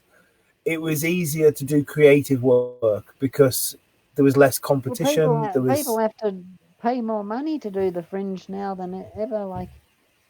It's. And is that for the Adelaide fringes? Is that for the Australian fringe and the Canadian I fringes? haven't done the Adelaide one for ages, but just to get in the program and all the flyers and get a venue, and there's a lot of money that goes into it because most people assume that that the festival you know you know pays it. You know what I mean? Yeah. And they don't, of They course. The a festival lot of charges people it. just have no idea that they think that you're getting looked after, but you're not. Well, the story always is, from what I know from a lot of the people on the booked venues, especially in Edinburgh before the Free Fringe, was how much money have you lost? That was the thing people would laugh about at the end of the festival. So how much did you lose? How much did you lose? And share stories. Yeah. Yeah, well, some people have, asked me. They thought, oh my God, I thought that that the festival would cover everything, and I say, no, not at all, But yeah, a lot of people don't know that. Yeah, yeah, one of these. So, So do they you think watch that much? anyone can just Yeah. go and do it, no worries. Well, no, you put a lot on the line. When you're going forward to that, you put a lot on the line. You're investing thousands and thousands of pounds. I don't know about you when you were doing shows over there, but I know for other people, you can lose tens of thousands of pounds in a run if it doesn't go the way you think. Yeah. Oh, crikey, yeah, it's a. So let's ask you this then, just as a drawing up, because you've been chatting for nearly an hour and a half now, fairly, Oh, reasonable time's amount of gone quick. time. It does fly, yeah. Gee. Um, what are your favourite shows that you watch? What kind of Sorry, I shows? couldn't What are the hear so well. names? What did you just What are say? the favourite shows you watch? Like street performing? Street performing or stage shows, and why do you like them? The kind of work that you enjoy personally watching. Oh, all sorts of different stuff, really. I really liked a lot of the Monty Python stuff, of course, and you know, yeah, a lot of the old visual funny stuff like that, and oh So your Buster crikey, Keatons and your Chaplins and stuff like oh of that. course, yeah, yeah, yeah, and And if and if you're that at a and festival and you're comedians, watching stuff at a festival, sorry, what's that? and if you're at a festival and you're watching stuff at a festival, what kind of would you gravitate to work that's similar to that? Oh, there's a lot of great stuff, out there, just all sorts, really, just yeah, various comedians, yeah, street performers, all sorts. Yeah, Is there anything particular that you enjoy that you gravitate towards, or do you just appreciate stuff that's well made? Or yeah, I like yeah, a lot of visual stuff too, and comedic, verbal, all sorts, really. Yeah, I like yeah, yeah. fair enough. And people like Daniel Kitson, he's really good. Well, he's funny. Yeah, there's a lot of different stuff. Sorry, I'm a bit silly at the moment. I mean, I used to love No, Norman it's Gunston. absolutely fine. It's fine. I'm just. Yeah, no, Norman Gunston was really funny. He'd What did he send up, do? I'd just sort of do interviews with rock stars, and he'd look like a total dag. What's a dag? There's a language thing going over to England. It just looked like a bit of a nitwit, or Okay, yeah, I got you. he'd wear this funny suit, and it had like a bit of hair that he would comb over his bald patch forehead, and he just would go up to rock stars and different celebrities and just upstage them, but in a really kind of unusual way, and sometimes they didn't know that they were being upstaged, but he was just really. He was there doing it, and Yeah. I so mean, he was kind of ahead of his time in a way. I mean, so many people haven't even heard of him. I can't, He was well, I hadn't awesome. heard of him before. Someone to be checked, definitely. And Keith in Moon terms didn't of take to him too lightly though, because why, he went after a gig, and he went to interview Keith Moon, and who's Keith Keith Moon Moon? goes, he was the drummer of the Who. Oh fucking hell, Keith Moon. Yes, the guy who And drove he the goes, I've heard yeah. about you. Piss off, you Aussie slag. And he got a bottle of beer and poured it all over his head. And Norman Gunston was, drenched in beer. And he goes, that's what you get when you sit in front of amplifiers for too long. Something like that's that. quite funny. Yeah, it sounds quite funny. It sounds like it's kind of like Dennis Pennis, that kind of thing. Yeah. Dennis Pennis maybe is a later version of that. So, Rumpole, to tie this It was a up real in a drag that knot. I got kicked out of England, because I probably would have done well there, that really kind of squashed my chances in a way, because there's quite a strong circuit on there, with comedy and all that. Yeah, That would but have been. you'll get a chance again. You can come again. Oh yeah, This has easier happened said than done. before. But Well, I this has had a happened before. different. It will happen again. Yeah, I I'll had marry you, Rumpole. No, I mean I had more of a zest to do, a lot of energy back then that I could have really. Oh, it doesn't matter. But yeah, you have age and wisdom now, surely. Oh, you're a fool. You don't have wisdom. Yeah. Fair enough. Yeah, I've always been a big fan of music too. Tiny Tim was definitely funny. I mean, an oddball character. So, mate, do you have anything? Because I think we've reached the point we can League tie. of Gentlemen and Little Britain, they've done some great character stuff. They were brilliant. I really, really enjoyed the League of Gentlemen. Really enjoyed them. Boosh. And Mike Boosh were also very, very good. Very good. Are you not going to mention any festival people? I expect you to be talking about festival acts and people you've seen on the stage. Yeah, I mean, all sorts. I mean, from, I mean, I mean, Fraser Hooper, Anthony Living Space, and Pepe. Yeah, I mean, Pepe was great. Living Space was great. Fraser Hooper, the boxing show. The boxing show I watched for the first time in Glastonbury. Fraser Hooper does a show with a big set of boxing gloves, doesn't he? Yeah, and Loco Brusca. Who's Loco Brusca? Oh, he's from Argentina originally. Okay. And what kind of stuff does he do? Oh, wacky clown offbeat stuff. Yeah. Cool. Just, weird bent stuff. God, sorry, I could have done this interview better, but I don't know why. You did your interview. You did this interview fine, mate. You yourself, and that's all good. It's fine. Everything is fine. Got a bit of a headache for some reason. I don't know why, but no, it doesn't matter. Well, we've had people watching from start to finish. There's always been people watching, listening to you, listening to who you are. I don't think you did anything wrong. You did great, brother. Is there some more you want to say? Is there some more stories you want to tell? There's a last chance if anybody wants to ask about stories. Sorry, I'm a bit vague at the moment. I don't know why. I'm just. You could be. If you give us. When I'm sat with you, you've told me some great stories. So, have you got any other stories you want to tell? Yeah, you can. I've always had a bit of a strange time. Well, it's funny, going through customs with all my stuff. I've carried a ridiculous amount. I'd probably get in the Guinness World Records for the most amount of tat. Four Carrying around on suitcases of foot. tat, is it? The last time I checked, I think I helped you carry some Oh yeah, suitcases no, that through was transport. ridiculous. I'm just thinking, how Oh, the hell does this guy get around the globe?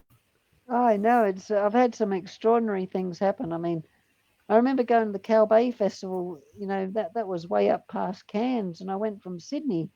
I hitchhiked. I caught a bus a lot of the way, but then I hitchhiked quite a distance too, and I missed the last ferry over the Crocodile River.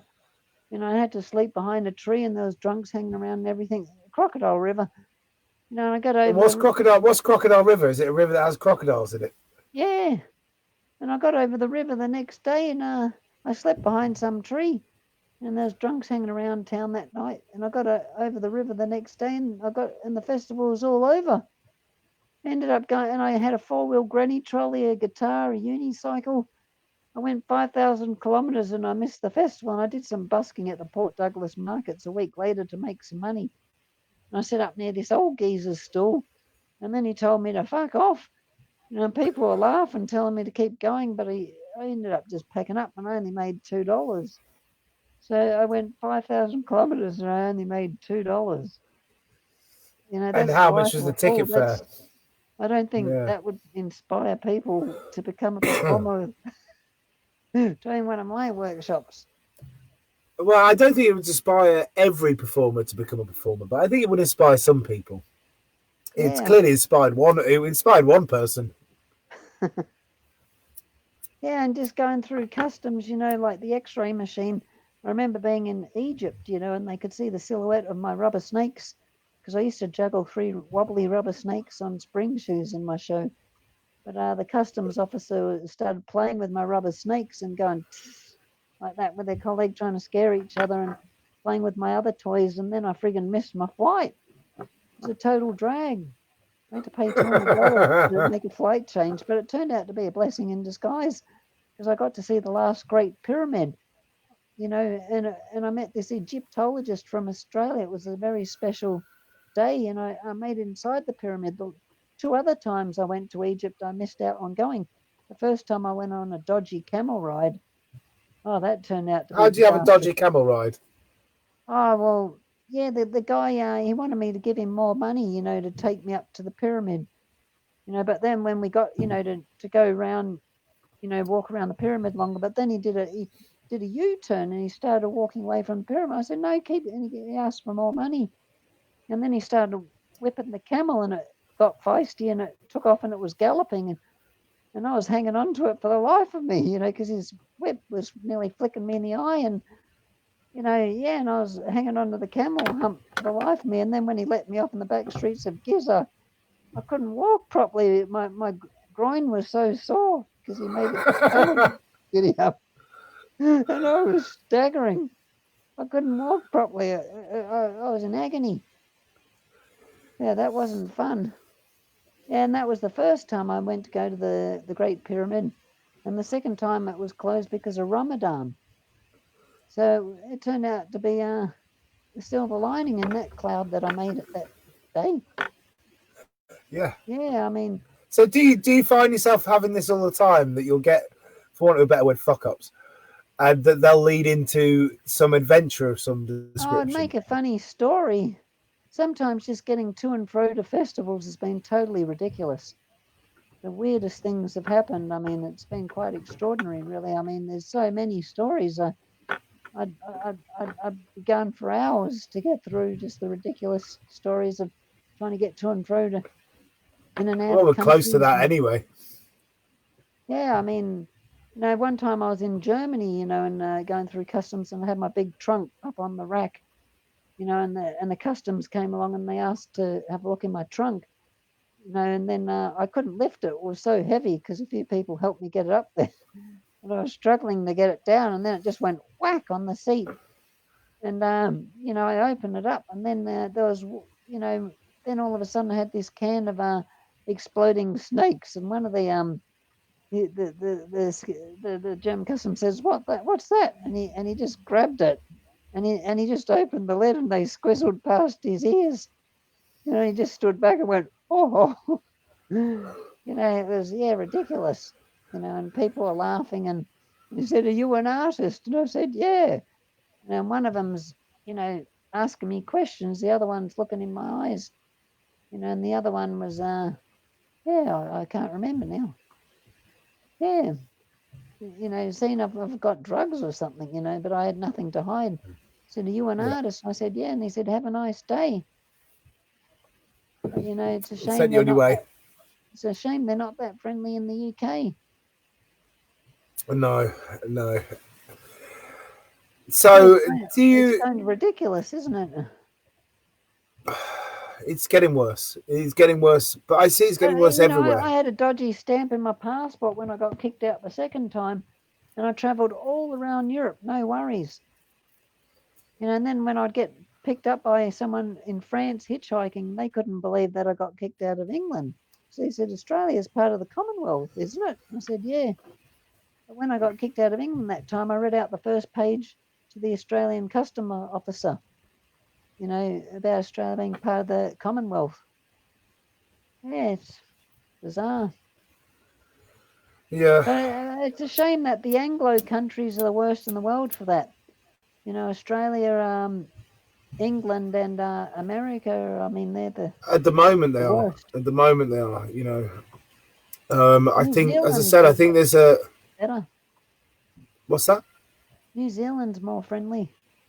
Yeah. That way. In Canada, very, very, very friendly, very open societies. It was weird though when I went to Canada a few years ago when I was in Detroit.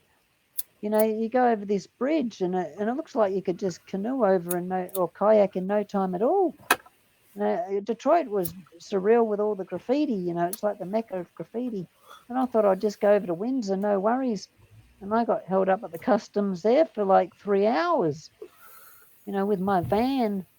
That was pretty odd. But then when I went back to Detroit, they held me up in Detroit for hours as well. And I had nothing to hide, no pot or anything, but he thought that I must have had pot. Had a German Shepherd, and he was saying, "If you have one seed on you, that's going to be $5,000 fine." And I said, "I don't have anything, And then after being there for a while, he just said, "Okay, it's okay to go now." And I was driving around, and I couldn't figure out how to get out, and I ended up back at the same custom thing again. He said, "What are you doing? Get out of here." I didn't know how to get out of there. I ended up in the truck lane. Wow. And did you kind of accept this? I've been to 41 states in America now. Wow. I've never driven in Australia, but I've driven all over America. Are you going to get a car back now you're in Australia? Oh, yeah, when I can afford one. I've still got my silly 68 Beetle car in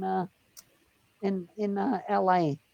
My friend that taught me how to drive it, we went to go to Area 51. Well, we thought it would be funny to try and wonder where it was. It's apparently supposed to be in Nevada no? Somewhere. And we went out driving to go on a day trip, and then we ascended up some hill, and my car was making an awful bang, bang, bang, bang noise like a nuts and bolts going around a washing machine or something. And then then we had to jump start it, and we were worried we were going to get stranded, but luckily we miraculously got it jump started. But then it broke down when we got to into Vegas somewhere, and we had to push it wheel it quite a way, and we found a mechanic luckily, and that was ridiculous. But both cars have broken down so many times. Did you get to Area 51? No, we didn't. We only made it like 10 miles, maybe 15 or 20 miles, and then my car broke down. But it drove really well on a flat landscape, but the hill really tested it. Yeah, so it was a shitter. Yeah, when I first saw it, I couldn't believe it because it was an Oldsmobile that caught my eye. Is this the was this the Pimpmobile? No, that was a different one. I mean, but the Beetle, I thought I'd never buy another old car again because that gold car broke down like probably 14 times or something in a 6-month period. That AAA roadside service, ended up cancelling my membership. Because, I'd go to a mechanic to get it fixed, and then I'd drive down the road and he forgot to close the hood, and the hood come flying up, and I nearly had an accident. I swerved to safety on the other side of the road, and then the force of the hood coming up, it made the things bent, so I had to zigzag it to close it down. And then I took it to the mechanic, and when I came back, I drove down the street after he'd fixed it, but there was 2 streaks across the windscreen because he accidentally, you obviously tried to straighten, because the force of the hood came up and it curled up near the windscreen wipers, the metal. So obviously just got it to try and straighten them out, but it cracked me windscreen. She was a drag, so I had to get a new one put in. Yeah, so many silly things kept happening though. I mean, my silly cars. One time I was driving the Beetle down the highway and the horn fell off and it kept going for ages and I couldn't pull over on the highway at that time. And the cars were honking at me and I didn't know what was wrong because the horn wouldn't stop. Yeah, and it was falling out from underneath. Do you see there being some bleed? Do you see some bleed out between the show and your life? But in San Francisco, I was driving the Beetle and I went to honk my horn one time and there was no sound because my horn had fallen off. And even Mike Finch, the director of Circus Oz, I went to catch up with him in San Francisco one day, and my friggin' Beetle broke down in Oakland, and there was only 1 mile to get to the place to fix it. My friggin' Beetle broke down, so I never got to catch up with Mike Finch, the director of Circus Oz, because it broke down that day. That was ridiculous. Yeah, there's a lot of car stories too. It's been unbelievable. But this is one of the things I find interesting is you seem to be a magnet for calamity. Things go wrong. Even the Beetle was like street theatre in a funny way. Your clown car. Kids would wave and laugh and say, "Hey, Mum, look at the funny car," and then say, "Hey, look at the funny man driving the funny car."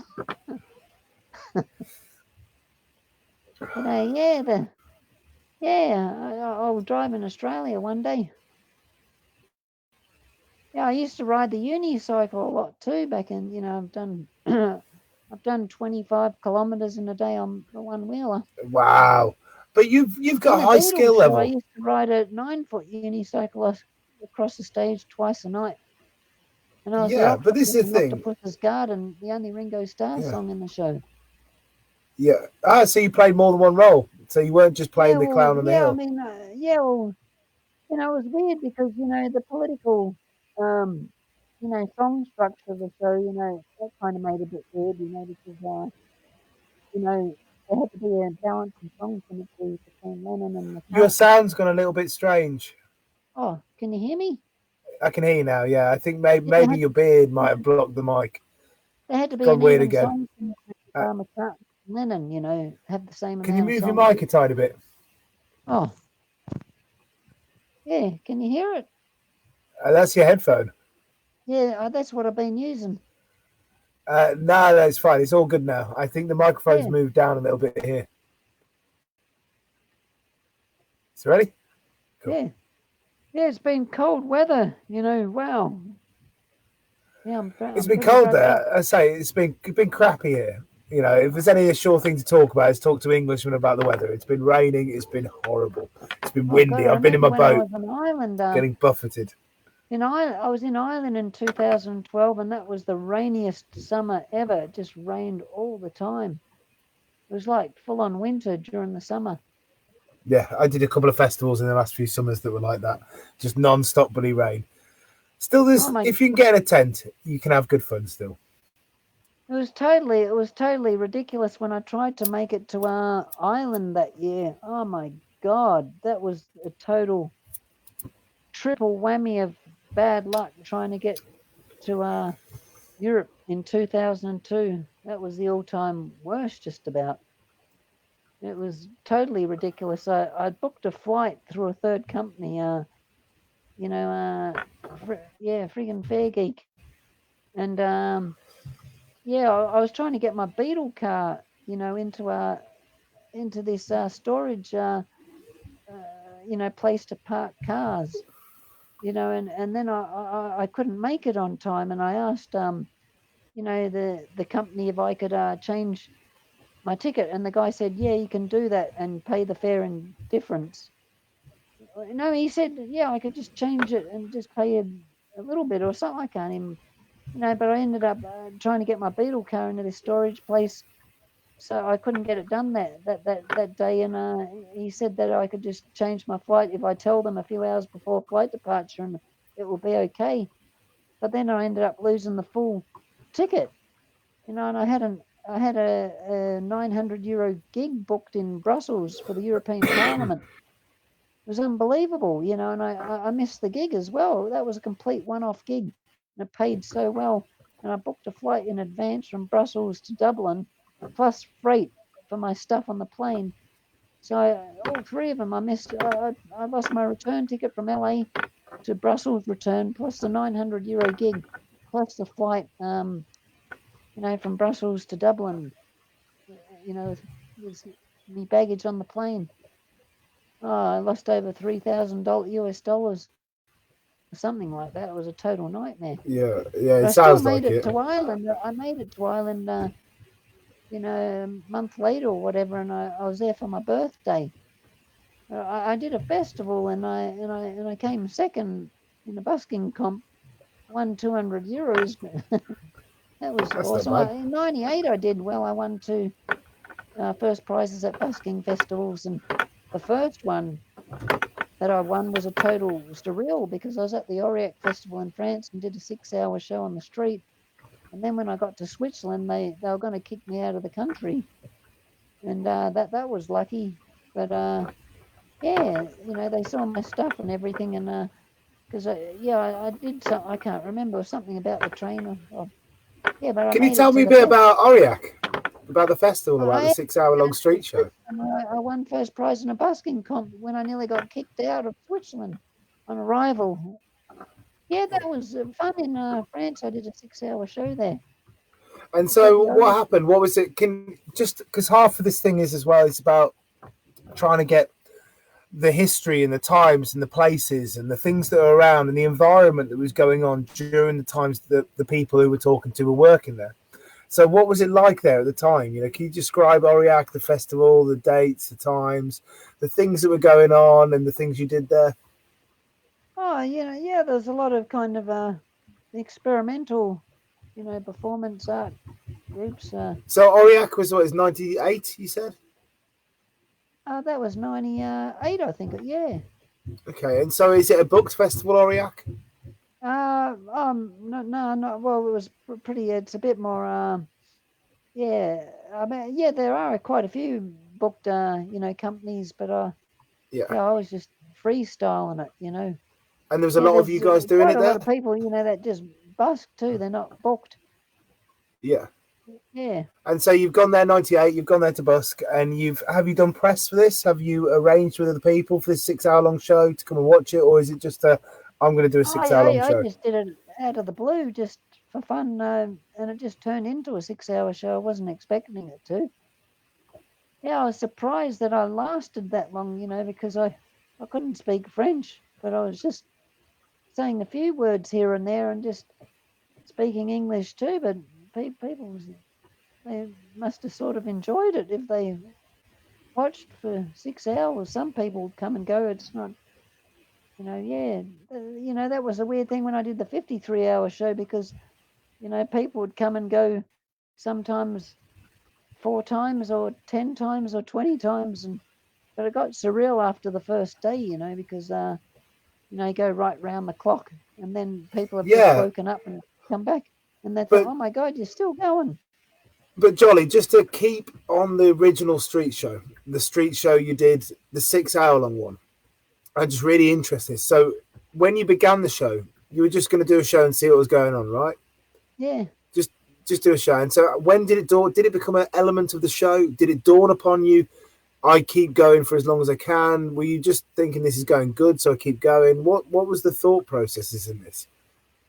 Oh, crikey. I used to do a lot of stuff that I can't even remember what I did now. I mean, that's a weird thing. Yeah, yeah, you forget sometimes. I mean, I would just experiment, just doing all sorts of stuff, whatever I had with me, all the different props, just muck around and yeah, just do weird whatever, just And so, experimental. was doing a 6 hour long show? I assume it sounds like it was. Was it something that was kind of noteworthy? It was something that was different. You hadn't done that before.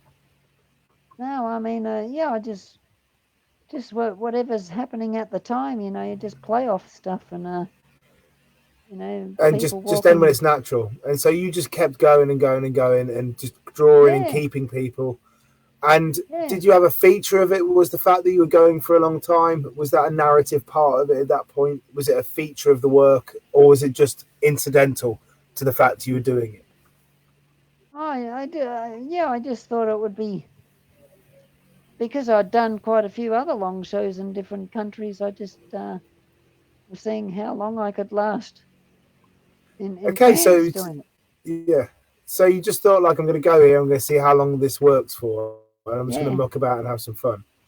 And it worked for a long, surprisingly long amount of time. yeah. It surprised me. I thought I wouldn't be able to last that long. I did the same thing in Tariga in Catalonia, and that was yeah, that was good fun as well. I mean, just just yeah, yeah. People, that you have your moments here and there. I mean, yeah, sometimes it's good, not so good. It's a bit of everything. Yeah, the Yeah, one it's in interesting to see the growth of that. it was funny in Tariga. I had this space hopper, and and this, what a space hopper is. Yeah, I do. Yeah. Yeah, and one of those bouncy ball things that you bounce up and down on.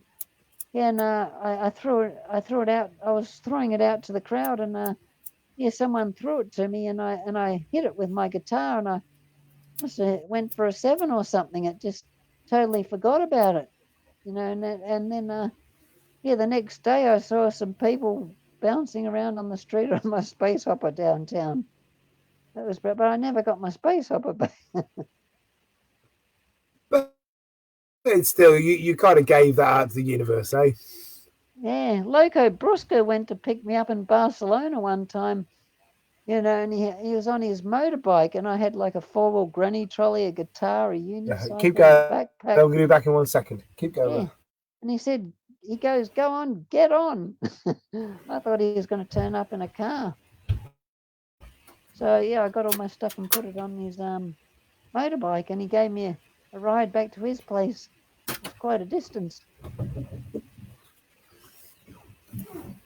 And Yeah, I it take it happened to wasn't me in easy with Italy all the once. weight of your gear.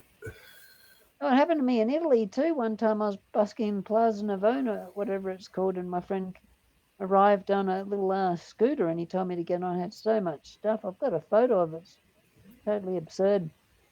And he drove all across Rome, back to his place, and that was really full on. All the bumps.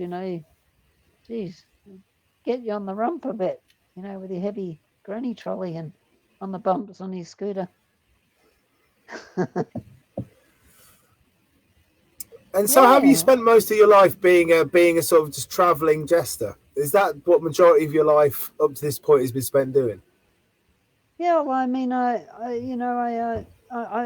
when I came back in Europe again in '96, I thought I was only going to stay for a few months, but I ended up staying for like nearly, 4 years, 36 months.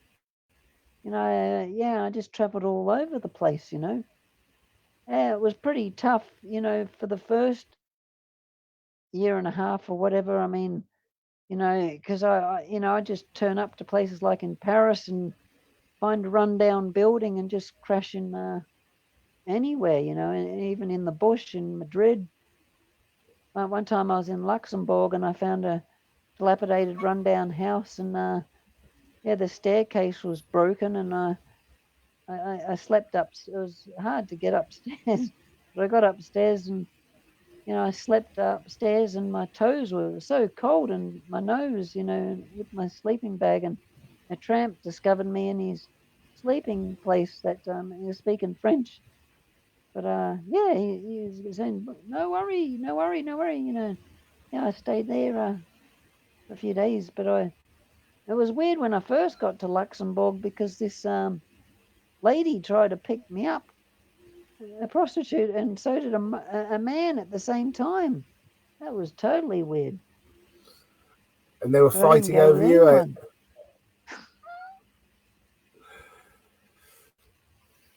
Yeah, Desirability of the fool there. Eh?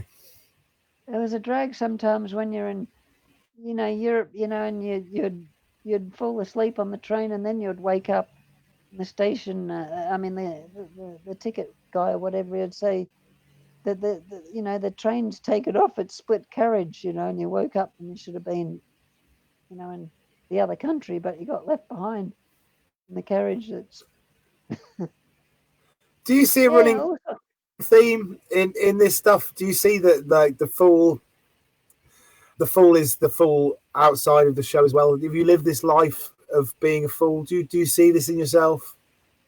Well, it's weird. Sometimes, like when I lost my wallet years ago, when I was in Queensland, Brisbane, I went to report that I'd lost my wallet when I rang up the police.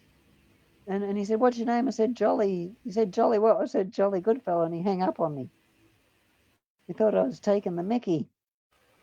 But a lot of people think that I'm a lady on the phone, which is, I get that all the time. Sometimes, when I'm in different countries, people start mimicking my voice. Sometimes it's funny, sometimes it's not. Well, I'll be honest. Like everybody has an impression. I remember when I was in Russia, I overslept my stop on the train. I woke up in the middle of God knows where, and I got off the train. It's like minus, 20 degrees or God knows what. I was in Russia in the wintertime in 1999. And I'm just going, oh, crikey, crikey. People are looking at me like, mimicking my voice and laughing. And how do you feel that? Huh? And how do you feel when that's happening? Oh, sometimes it's funny, but, it's frustrating sometimes when, you're serious, and people think you're taking the mickey in certain situations. Yeah. Yeah. Yeah, one time I was in Jordan and someone thought I was taking the mickey and kind of roughed me up a bit. Really? What happened? Oh, it doesn't matter.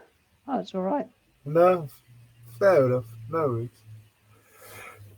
Yeah, but So people, yeah. Yeah, it's a bizarre world, that's for sure. And we're all players in it, bizarre players in it. Every one of us, everyone that I've met's been weird in their own way. Oh yeah. Yeah, I even went to Syria. That was interesting. Yeah. Yeah. I didn't feel. It felt. Quite comfortable. Yeah. I was. Yeah. I was just walking around wherever. And yeah. When did you go to Syria then? Oh, crikey! It must have been. I can't even remember. I'm getting all my years mixed up now. It must have been 2001. I can't even remember now. So this was I've got to have previous a to the look at conflict. my old passport just to remind me where I was, what year. I think It's before the conflict, I assume. Yeah, before. Oh, yeah, now, Yeah. Oh, geez. It's a different place. Yeah, I travelled around the Middle East too, Yeah, well, I went to... How was it doing shows around the Middle East then before, because this is before the whole... This has been through a lot over the last 20 years. I didn't perform. I didn't perform in the Middle East. No, just saw it. Just went to go and see what was going on. Yeah, well, you probably got to see it. Fascinating place. Wow. All the old pharaoh culture. Wow, it's pretty impressive. I went down near the Sudan border with the King Ramses II temple. That was really fascinating. Yeah, the world's an amazing place, that's for sure. And it sounds I like couldn't being a believe fool, it. When you've I went to managed to go to see the a lot of it. I went to the Tasmanian Circus Festival many years ago, and I got hammered at $180 excess baggage when I took my granny trolley there and other things. And then to top it off, when I got there, the custom officer said, "Have you got any fruit on you?" And I said, "No." And he goes, "Kneel down." And he had a little sniffer dog, and it smelt my bag. And he says, "She likes your bag. What's in there?" I said, and I opened up my backpack and I had a banana. He goes, "That's $140 fine." I said, "You're joking?" He Oh said, "No, I'm wow! not joking." I said, "You're joking?" He said, "No, I'm not joking." I said, "Can I eat it?" And he goes, "Don't be." He goes, "Don't be." He's trying to be smart. I said, $140. You must be joking. He said, "No, I'm not joking. Shut up, or this will turn into something more serious." Yeah, I got $140 fine. And when I got to the circus festival, there was another guy on the same flight that got caught with pot on him, and he just got a verbal warning. So that's knowing the Murphy's Law luck of a fool. So ironic. I get done for a friggin' banana. And when I got to the Tassie Circus Festival, I told that story, and everyone was laughing. True Yeah, well, story. I bet they were. Yeah, I believe. And Did you I've get been Did you get to eat the banana? The line broke up for me a little bit. Did you get to eat the banana in the end? No, I didn't eat it. I just said, "Can I eat it?" And Yeah, and he just didn't fucking so, allow it. yeah, he got really feisty with me. Yeah, he thought I was totally taking the mickey. Well, it's the most It's a bit. expensive water not got to eat. Oh yeah. Geez, you've just frozen. Yeah, yeah, Hey, yeah, yeah, yeah, yeah. The delay reactions just. you back? You Yeah, it's weird. look like something weird out of a So '70s film. it's I've got the another. I've got it's another the 70. technology is not great. I've got another 72 hours to go. I'm just getting warmed up. Uh, Yeah, the record to be set. Well, if you want to carry on talking, I'm willing to I was leave the feed actually. and I'll go to bloody sleep. I got printed in the Providence the Rhode Island Providence newspaper. It's the oldest newspaper in America, and I was in the last edition for that year. It was yeah, I forgot. Yeah, it was 2012, but no, 13. But I was going to attempt to do a 111-hour show at the European Juggling Convention in Ireland in Cork, but they said it would be too much of a public liability issue. Because you So might die. yeah, so they said you won't be able to do it. We can't make that happen. Is that specifically But because of I your was health, though? Is that because of you? yeah, Is it to I keep? was actually going to go for it. I was going to Yeah. do it, but Did they? yeah, But can I just? Did they say it's because it was your health? They were worried about your yeah, health, and that's why they wouldn't do it. yeah. Well, they had to have someone there all that time. But they can have And different shifts of people. They can have people changing. Is it just specifically yeah, they because were. you might die? The other weird thing too is because I submitted Yeah. it to the Guinness World Records, and I submitted it to them, but they got back to me quite quickly, which was because people would pay an absolute fortune to try to get records in the Guinness Book of Records if they want to get a fast It, response. it's Sometimes thousands. I looked at it for a trick I did many years ago, and if you don't want to spend 6 months to get a response, it's about $2,000. yeah, it's really expensive to get a quick Yeah, response. But I was surprised that they yeah. responded really quickly to me. But then I was automatically disqualified upon reading the rules that said that that it has to be I'm not a it's not a theatrical show. It has to be something like Shakespeare or to be in the theatrical category. So I was automatically disqualified because of But that's 111. it's debatable though, because you're Yeah, I know, doing but that's the way buffoonery, the which is Guinness World Record. That's their rules. It has to could it be be a the recognizable. longest continuous clowning? Yeah. So I I lost mean, my enthusiasm as well.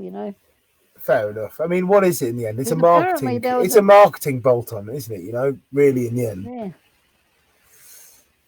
Gee, I might have Yeah. inspired the 24-hour show genre. I don't really know, but you know, Well, it's a Yeah, I show. mean, The show is an experience done in such long form. But you I could do a remember when I was 24. in Edinburgh, I was saying that I was going to do a 24-hour show in Edinburgh back in 2001, but But I you never, could do that right now more than ever because people can drop in and come back online.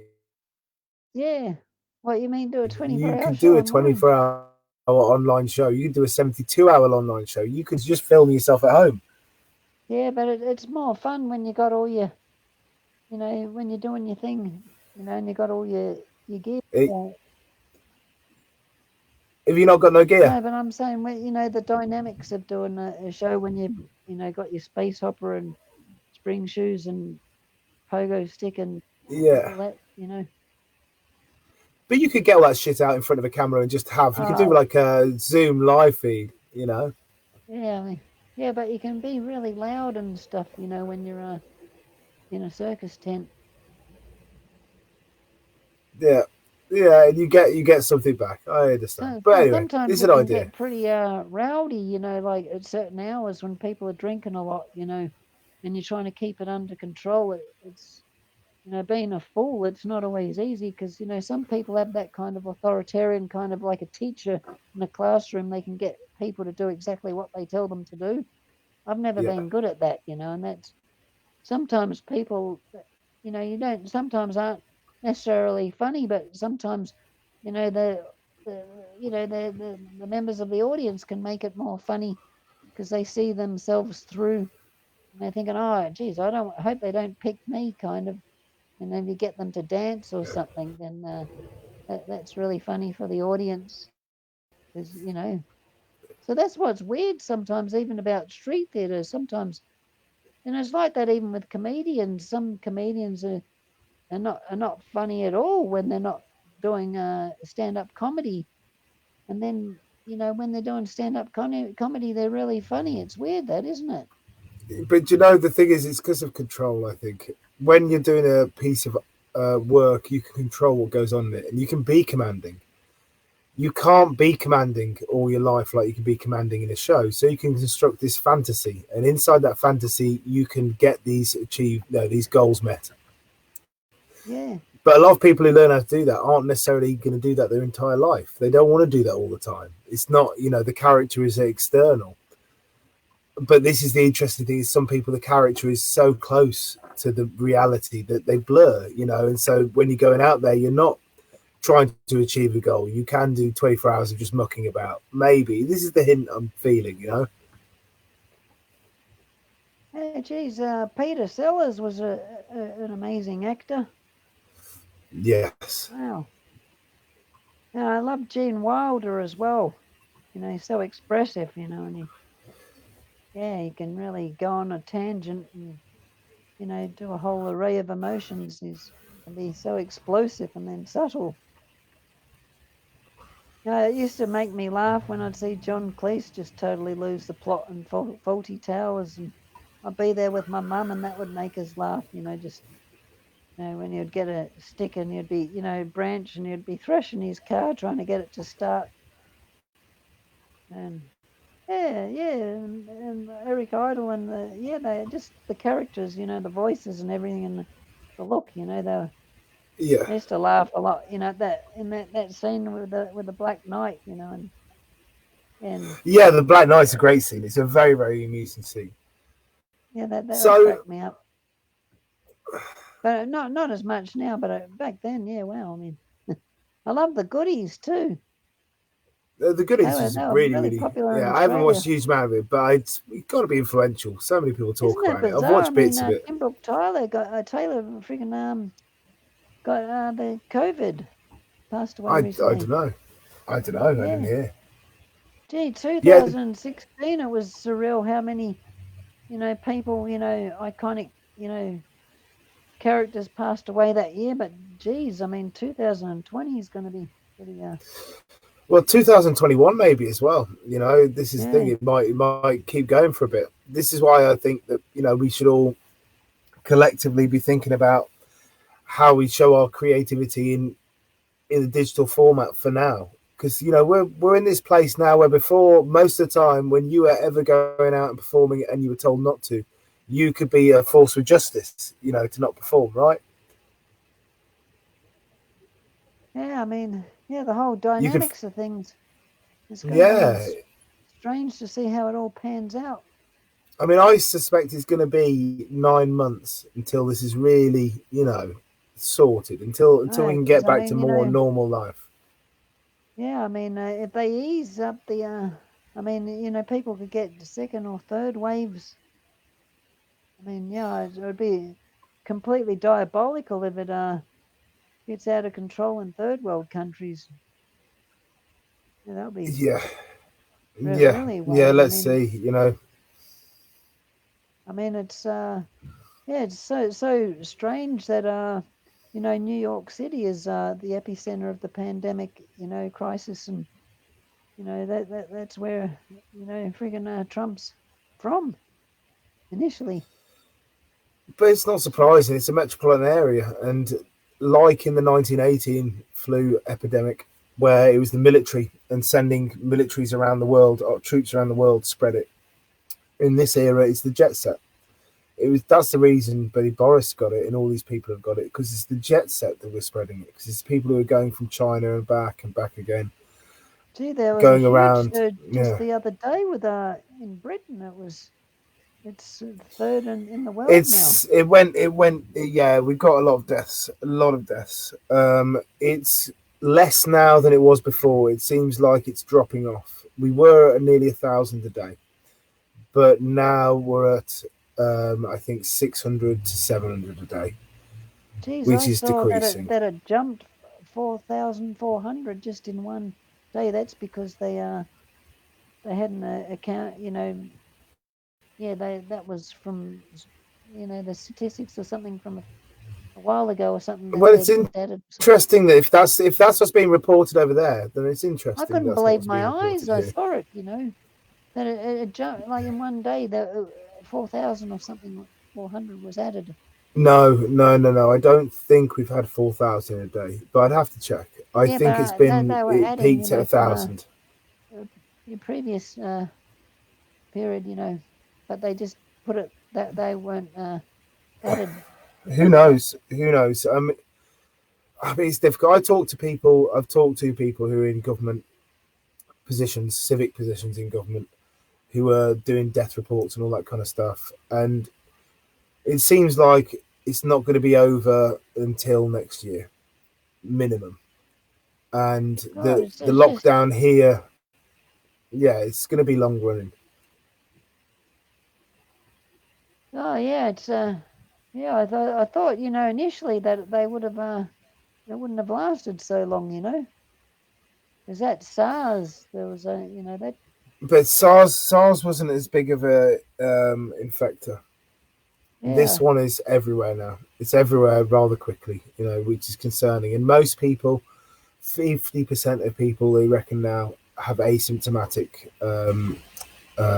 experiences in it with it. So you spread it, you don't even know, which is the problem. It only affects some people. Yeah, So, geez, I wish I could wave a wand and just make everything better. well, you know what you can do. You can think about the future. You can think about right now. Reach out. The thing I'm trying to do is trying to keep elements of our community alive. The pitch talk, the stories of people. We can try and have other creative endeavors and try and show our creativity in the new format while it lasts. And it will end. It will end. But we have an opportunity now to communicate to people.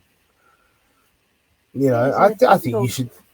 time to even I mean it just kind of feels strange as well, You performing should sell tickets to a marathon show, mate. You should do it and get Zoom. Go on Zoom, something like this. Maybe there's another program that I got shared called Rally, which seems very good.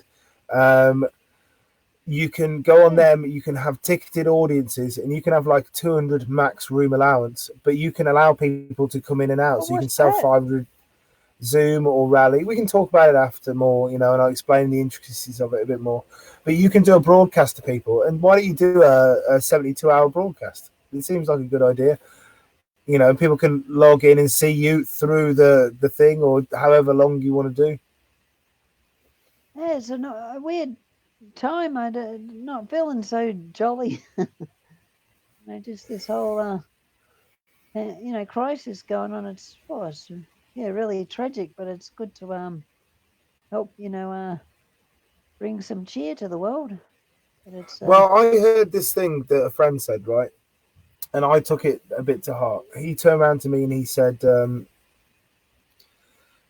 well, I turned around to him. I'll give you the preface for it. I turned around to him and I said, entertainment's not essential. We learned that immediately. Look what was the first thing that was cut was entertainment.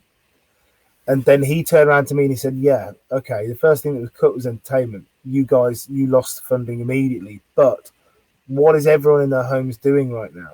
Everyone in their homes right now is absorbing media. They're looking for entertainment, things to watch, things to keep them sane, to God, keep their there's just mind so busy. much. It's unbelievable. It's sort of like yeah, it's an overdose of There's a lot of stuff, but it's different pockets of communities. So yeah. in terms of the busking community, people watch these videos. People are watching lots of other videos done by people. People are watching festivals done by people. The 24-hour Buskers United Festival had 300 to Yeah, I 400 wish I had constant seen viewers. more of that. I only just saw a bit. I mean, Yeah, yeah. I I thought watched they a lot of might it. keep it up. There would be a replay or something. No, I think they wanted to make it a thing you have to watch live, a moment, Yeah, like a busking show, which is a nice no, it's concept. great they did that. That's awesome.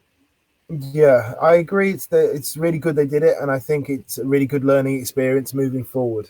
You know, um, for our community, I think our community can be incredibly creative, and we have a lot of skills and talents within our community. And this is the time Yeah, to unleash them on this format. yeah, it's amazing. What goes on these days as well. I mean, everything has its pros and cons. There's yeah.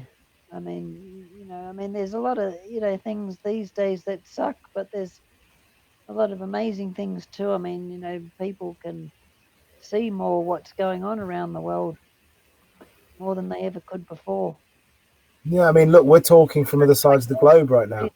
music world, a lot of it's just, mind pap stuff, I mean, it's depressing when, there's, just, rubbish that, I don't know, it's just like, yeah, it's kind of extreme that, like, yeah, it doesn't matter. I mean, The death of about because of the death of live music because no one can go out and gather. yeah. Yeah, I but mean, remember yeah, this. Sorry, I carry love on, a mate. lot of 60s music because it just, it's poetic, childlike, and the music's really good. And it's, yeah, a lot of stuff, one line lyric songs, it's just so monotonous. It's doesn't do anything, and it's just, gets over 1 billion views sometimes. That's what made me laugh about Gangnam Style because, it's 95% of the world population can't even speak Korean, but it outdid the Beatles on YouTube. It's kind of funny. But it's I mean making that well products. that was I enjoyed Gangnam Style more than some other people that have got 1 billion views that are just like, oh my god, it's so tasteless, and how can it be so popular? Because it's simple, and simple stuff is popular. Look at street shows. Look at a festival, for example, as a Yeah, well, that's microcosm. right. I mean, it's a bit similar in industries. Sometimes the biggest or whatever is not always the best. It's just Well, the it's way got it to be is. good. It's got to be good. The big stuff is Yeah, always good at what it does. You know, yeah. but what it does is essentially, quite shallow and quite simple and something everyone can understand. And that's what your bog standard basic street show will do. It'll be something simple and standard everyone can understand. It's what your McDonald's burger kind of is in the fast food range. Um, Gee, Kim Kardashian's ass got more global coverage, nearly broke the internet the same time that the space probe landed on the comet. yeah, I mean, I mean, it's just kind of weird, It's what do you do to that? Do you try and play into that? Do you rail against it? I I just human nature's just makes you laugh sometimes. It's a tragic comedy. You know what What I do you mean? mean by that? Even just what's going on with all, I mean,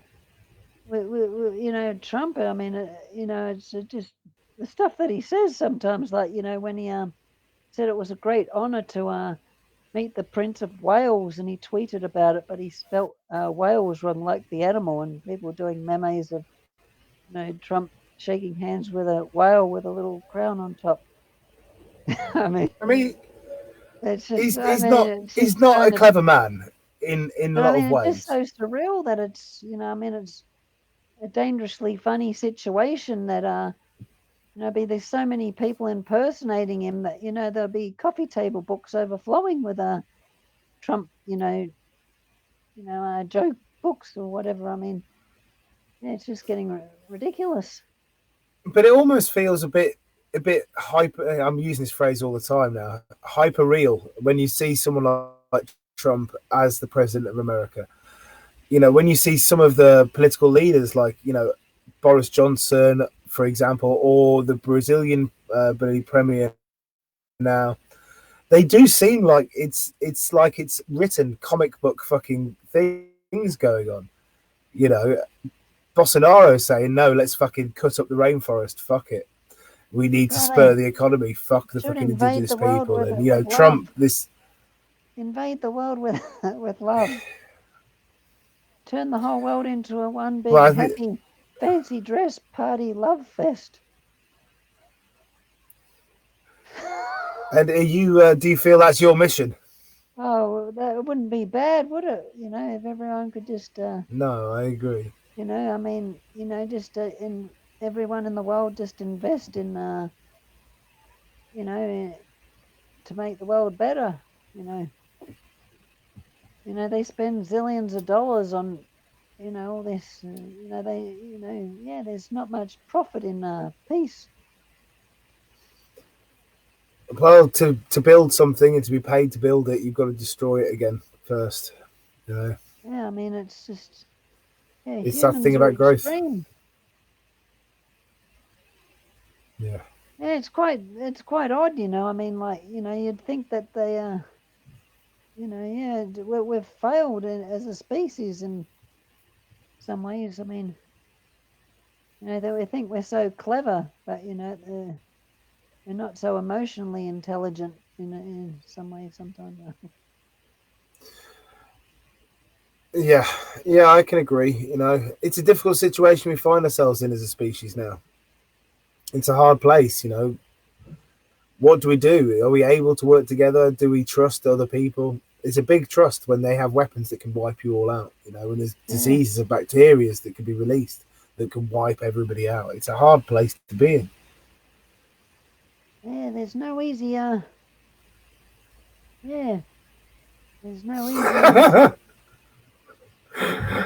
No, and I don't think possibly that we'll find one here now.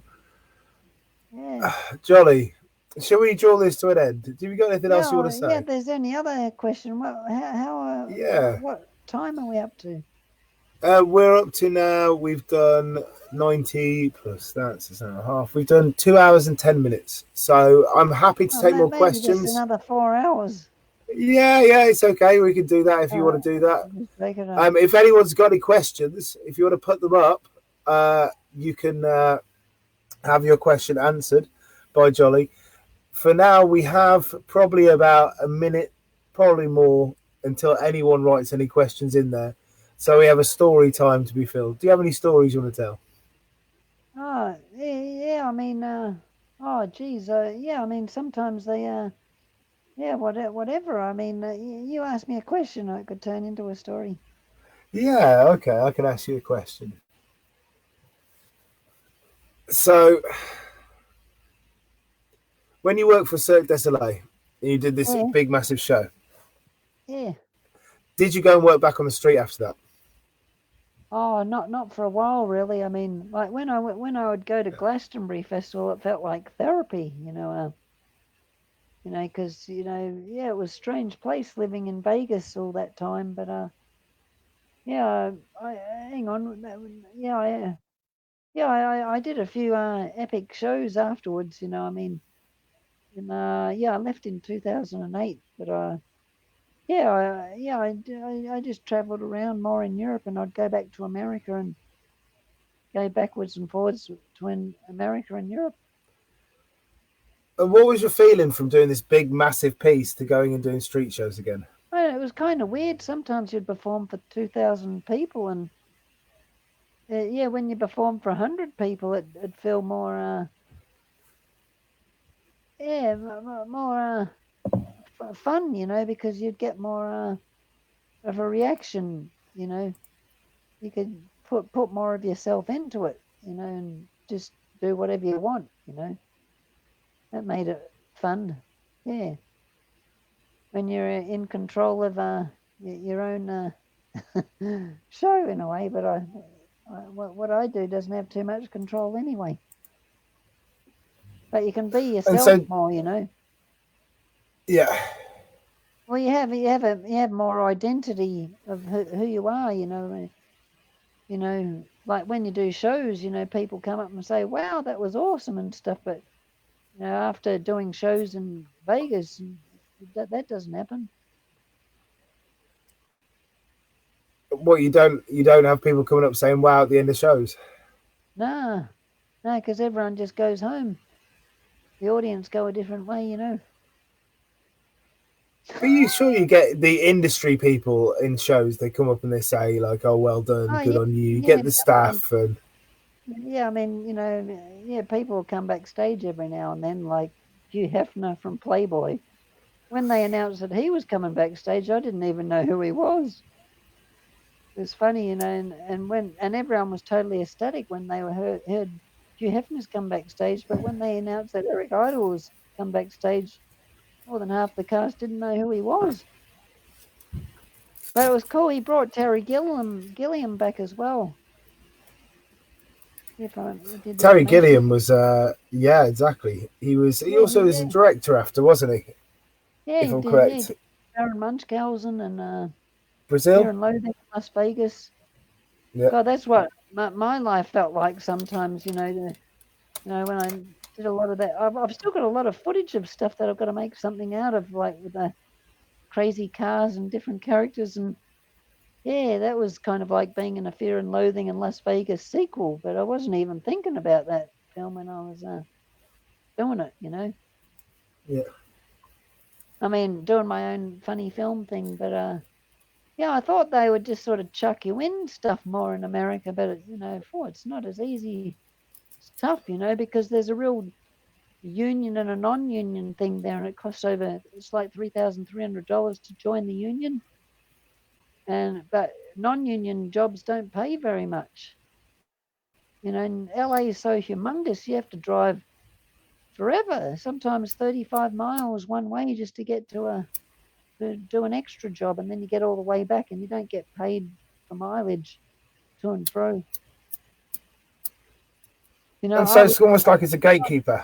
going to be on as a clown dressed up for a Twitter commercial with a famous British comedian, and people saying, "Wow, I love your outfit. That's rad." It was a hot day, and I was in my outfit for about 5 hours, and then they were calling people to set, and then I went to walk to set as well, and they said, "Jolly, get get out. You're not doing the clown now. Get in your regular clothes." I thought, "Oh, what a drag." Yeah, and I got cut out just like that. It's frustrating. I don't know what it is, but with America, I haven't had the best of luck with that sort of thing. It's happened to me quite a few times. But it's so ironic that first thing that I did in Australia with Fat Pizza, that was awesome. I can't believe that never happened like that in America. Yeah. Yeah, it felt like I was Yes. that way, but that's the way it is. The Americans, maybe it seems to me they don't. They want their fools to be a fool that's kind of not really a fool. A I fool that's think if I pretending had to a be a been, fool. if I hadn't the amount of time that I've lived in America, if I had lived in, or the amount of time that I've lived in LA, if I lived in London, I probably would have done pretty well. Shows like The League of Gentlemen and Little Britain, probably would have found a niche. maybe, but there's still time. Maybe not, The but things, there's more of that sort of possibility. yeah, I'll say this, mate. This will end. This period will end. Historically, it's always ended. We've always had plagues and then they obeyed. We have a few years of hardship and then they go. So we will be able to go back again, back out of this. I think. Oh I yeah, feel that. might even be able to do it right in Australia. I don't know. There's plenty of clowning to be had. I Yeah, think. well, nowadays we can even make our own thing anyway. I mean, it can probably do it Yeah. right doing that. Seems Yes. like Yeah. Well, this is the thing I think to do now is to think about how to express ourselves in this medium. You know, how to talk to all the people around the world that we know, who talk to the people they know, and keep something alive in stasis until we get back out there again. I mean, I just want to go and do shows. If they opened all the shit up again now, I'd just go and do shows straight away. I'd be back on oh the yeah, street. your work, you really go for it. If I mean, if well, if there wasn't the virus, if everything was sorted, if we could just click our fingers and it was done, I'd well, go you're back out doing there great at tomorrow.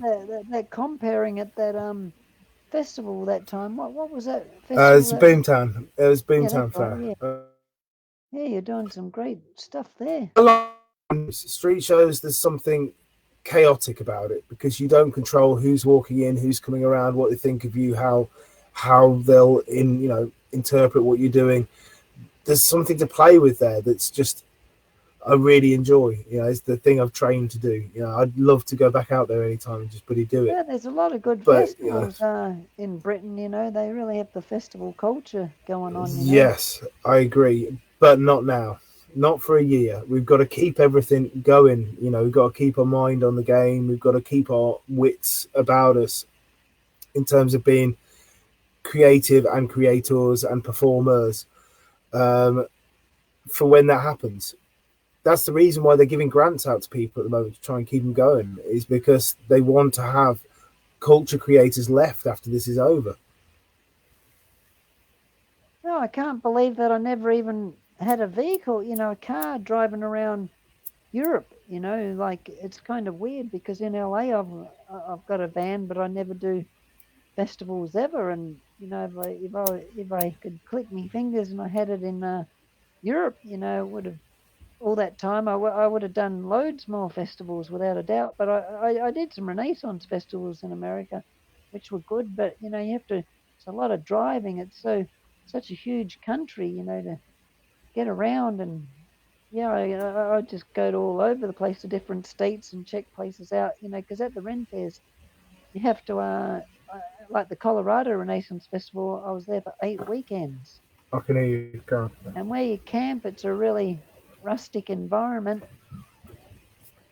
It's like 10-minute walk to have a shower. And yeah, I saw some bears. Yeah, that was yeah, crikey. Where have they gone? I might just have a quick swig of coffee. Sorry, I was just. Oh, it's been friggin' cold, the last couple of days. Whew.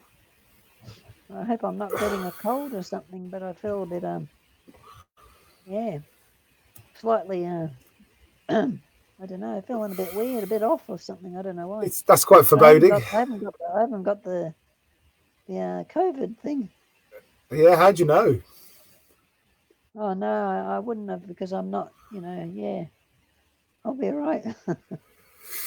Oh no, God, it's not even. Phew, it's just so awful. It's just You'd it's be all just right so anyway, weird. though. You're like what? You're I dare to ask your age, but you're not really old, and you don't smoke Oh, regularly, I so look a you're lot not. younger if I shave off my Same, sideburns. mate. You Oh shave my this stuff God. off, and the boyishness comes out. Yeah. But when I was in LA, I had to, because often, when they'll look for different, like a uni cyclist, so often they wouldn't give me the job because of my sideburns, because with the thing about doing background work, you're supposed to fade into the background, not stand out. No, but I got enough vouchers. I got like 10 or more vouchers, union vouchers they give them to you, for specialist parts like a unicyclist or a clown. But I could have joined the union ages ago. But to get $3,300 when you're living in LA, I lived in my van for 5.5 years on the streets of LA. I'd go to the gym, to have showers. Sometimes it was hilarious, because I'll go in with this little ironing board, and then I'd go to sign in, and they'd say, "Have a good workout, Mister Goodfellow," and I'd go to the men's changing room. Sometimes you'd get these big buff guys, like big beefcakes, and sometimes they would stand there with no clothes on, just checking out their pecs in the mirror. And sometimes, they'd catch the reflection in the mirror, and I'd be ironing my clothes like a little scarecrow, skinny cat weasel, ironing my shirts to do, me background job the next in the gym, ironing my shirts with these guys checking out their pecs in the mirror. Oh, it was so funny. Oh my god. Because you'd get a reputation for tardiness if you didn't get all the wrinkles out of your clothes. It's so ridiculous. Sometimes, like I was in this commercial with that lady Serena Williams, that tennis star, and then when I finally saw the footage, you can't. You could, literally, you could come out of a toxic waste dump with, tar all over your face, and in the background they wouldn't notice the difference, But you've got to have every, your shirt nice and tidy with no wrinkles. It's so ridiculous. Donald Trump should be forced to do background acting work, but he gets all the exposure. Everything's fucking Trump. Yeah, but Trump, he gets other people doing his bloody ironing for him. I mean, it's just so ridiculous. It's just like. So, Rob, like we got a question from Scott on Trump, huh? So we got a question from Scott. Scott asks, remember when you got pulled over by customs at borders of Montenegro? Montenegro? What happened there? I can't even remember, but I did go to Montenegro. Oh, I got a photo with the sign. It's the Montenegro sign. I can add that to the comment box. But it would take me a while to find it. Yeah, no. I even went to Kosovo when the war was on. That was in 1999. Yeah, that when there was the breakup of Yugoslavia. Yeah. Yeah, wow. That what was going on then? The night I arrived, I went to a restaurant because PSF Medical Sin Frontiers. Oh no, sorry, what PSF? That's Paoses Sin Frontiers. That's Clowns Without Borders. Fools Without Borders. Yeah, no, Clowns Without Borders and Medical Sin Frontiers won the Nobel Peace Prize award. The night that I arrived, so everyone was celebrating. And I heard some gunshots go off because people were celebrating, shooting guns. Celebrate. Yeah, that was a bit freaky. And so, what do you do there? I would have. I thought that I'd end up at a demining team party. Yeah, but that was an experience. And did you perform there? Yeah, in some schools and gypsy camps, and with Loco Brusca and another Argentinian clown, Nani Cognoro. I'm trying to remember his last name off the top of my head. Yeah. It was good to help bring some cheer to people that really, need it. Yeah. Yeah, they're very spoilt, in Western, more Western society. I mean, What led you to that to know that? Did you see were people in a lot of poverty there? Was it desperate? Were people? What was the situation? In Kosovo, that was the harshest country that in Albania. Things have improved a lot since then. Like I got a bus ride through a few years ago, and I was surprised how all the roads are really quite modern and everything. A lot of investment's gone into it since then, but yeah, it was really yeah, freaky, being there at the time in a way. I mean, yeah, just seeing, I mean, in a war zone, it's when you've never been, because I came from Switzerland at the time, and I was going out with an Italian girl in Rome. So my head was in the clouds a bit. I mean, it was such a strange contrast. And then I went to Switzerland, and then into a war zone. It was like, gosh, yeah, that was it was a good experience though. You got to help, bring joy in places that desperately need it. Yeah, I agree. And You how know, how do you go about that? Like people have you know, gone through trauma. How do I you think how do you the resilience of these kids in the gypsy camp, that they, you know, quite a few of them, would have lost their parents and in the war, but they were still happy to see the clowns. Yeah, it was very touching, moving. Yeah, it was. Yeah, yeah. Well, I wished I had done more of that kind of work. Really, I mean, yeah, I will again sometime. yeah, yeah. Well, you did during that period, and that was a harsh period. You did something which is more than you know Yeah, a lot of people can say. yeah. I travelled around a bit later on, and I went to Bosnia and places. Yeah, I've been to every single country now on the map of Europe. Took a long time. Yeah, yeah, it's fascinating, so many different realities, countries and languages and culture. It's so compact, so many countries all over the place. Australia's just Yeah. a massive island and a continent. No other countries around it. There's Well, it just didn't. It didn't. It didn't used to be. It didn't used to be. It was quite split up at one point, weren't it? But then, I used to know this guy that played the panpipes at Salamanca markets in Tasmania, and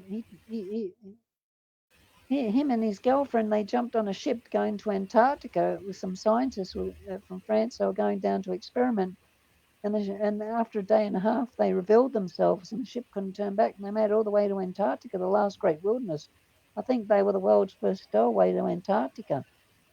And they took a few rolls of film. They were wow. treated like luxury, and yeah. And when they got back to Tasmania, they went to court and they didn't get fined. They said they were protesting and they didn't get fined. What a great story that is. Yeah, I Wow. agree. I agree. Yeah, I mean, wow.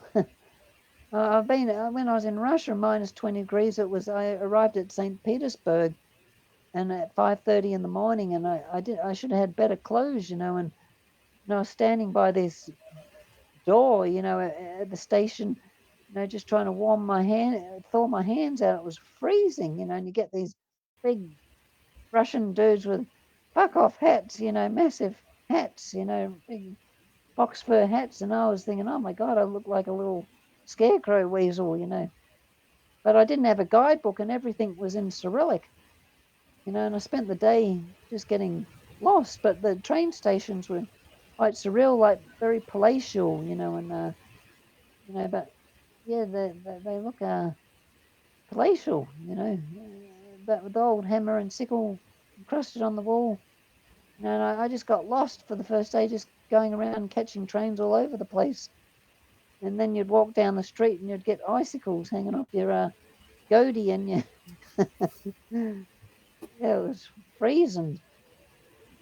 I remember when I went to Moscow, I went to this market to try to find some gloves, and yeah, it was so freezing cold. I went to the men's toilet, and yeah, and it was weird. They had these half doors, and I was standing up there, and people were waiting in a line to go to the toilet.